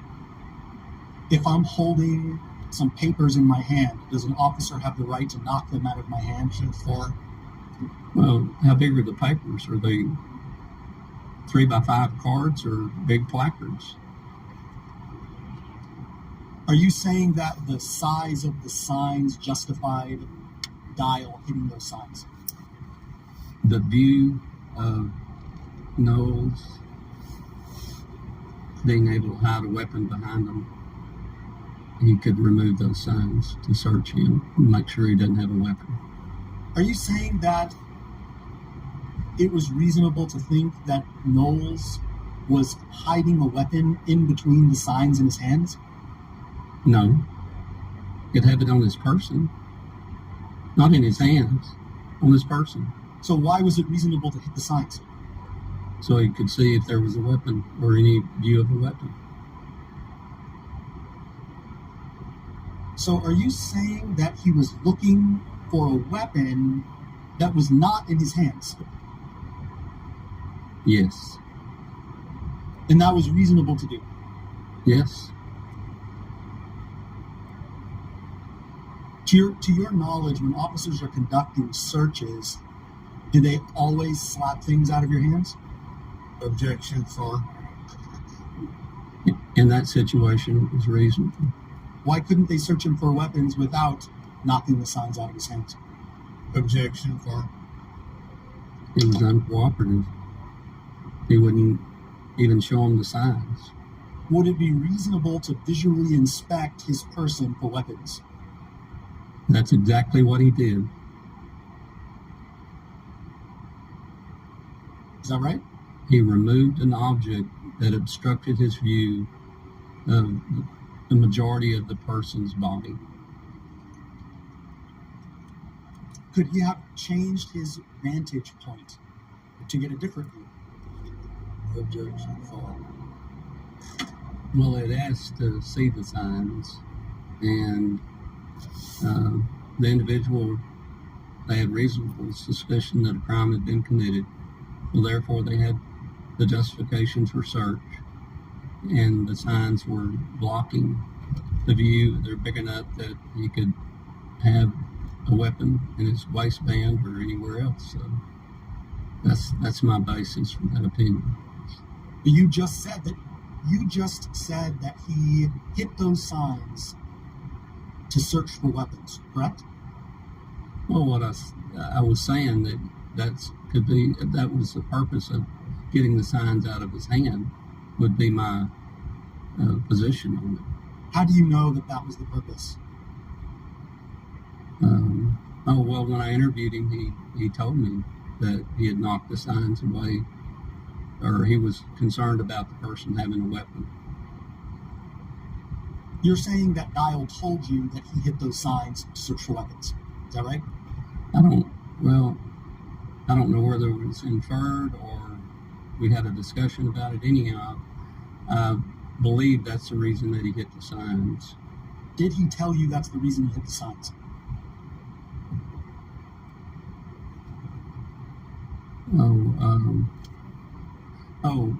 I did read it in his deposition that we just had gotten recently. He had mentioned that, so that's where I got that. So he didn't tell you that when you talked to him? No, I don't. I think that's where I got it, was reading it in the deposition. Did you ask him when you talked to him why he hit the signs? No, I didn't. Did you think that was relevant to your opinion in your report? No, I didn't.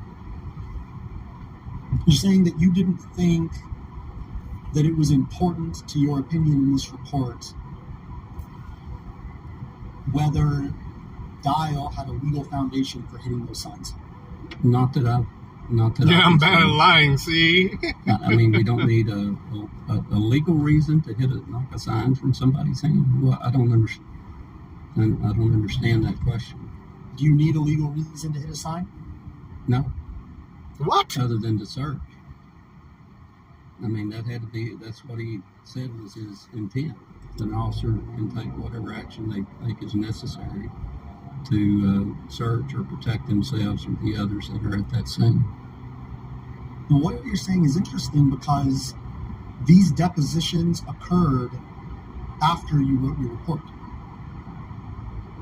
And you're getting that from his deposition, is that right? I did. Not from the call with him. I don't think I asked him about it in the call.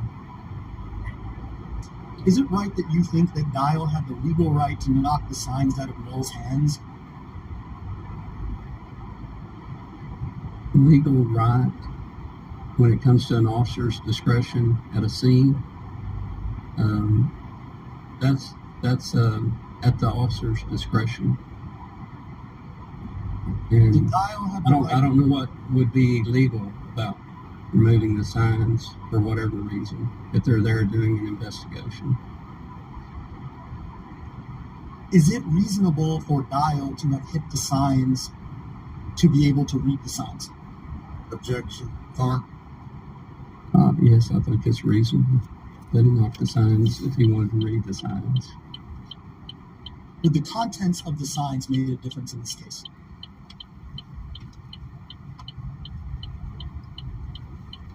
Quite possibly. Once they saw what the signs were saying and people were complaining about the vulgar language, and so it's the totality of that. But they were there investigating complaints, and one of the complaints was the complaint was the signs and the vulgar language on the signs. What force did Winston Knowles use? 6'2", 300 pounds. And he's told to turn around, he's going to be handcuffed, he falls to the ground. Force can be described, if he fell to the ground, he weighs 300 pounds at 6'2", he was using force to resist. But the statute requires the use of force against the peace officer. Otherwise, it's not resisting. Do you agree? If the officer is attempting to arrest that person and they weigh 300 pounds and fall to the ground, they are resisting. So you're saying that even though this statute requires the use of force... Yeah, he did. Open garage? No, I'm not going to. Because the dogs will start going crazy. Ground, they're resisting. I'm going to kill the stream though. Absolutely. I'm Thanks sorry. for hanging out, guys. Does this This is a deposition of a master bad apple, Dr. Kelly Stone, Does it have from any Out of the Watchdog. This is part 3. It's a measure now, force. I'm going to watch the rest of it when I get in. Night, all. You guys be good. Be safe. Stay warm tonight. All right, love ya. Talk to you later.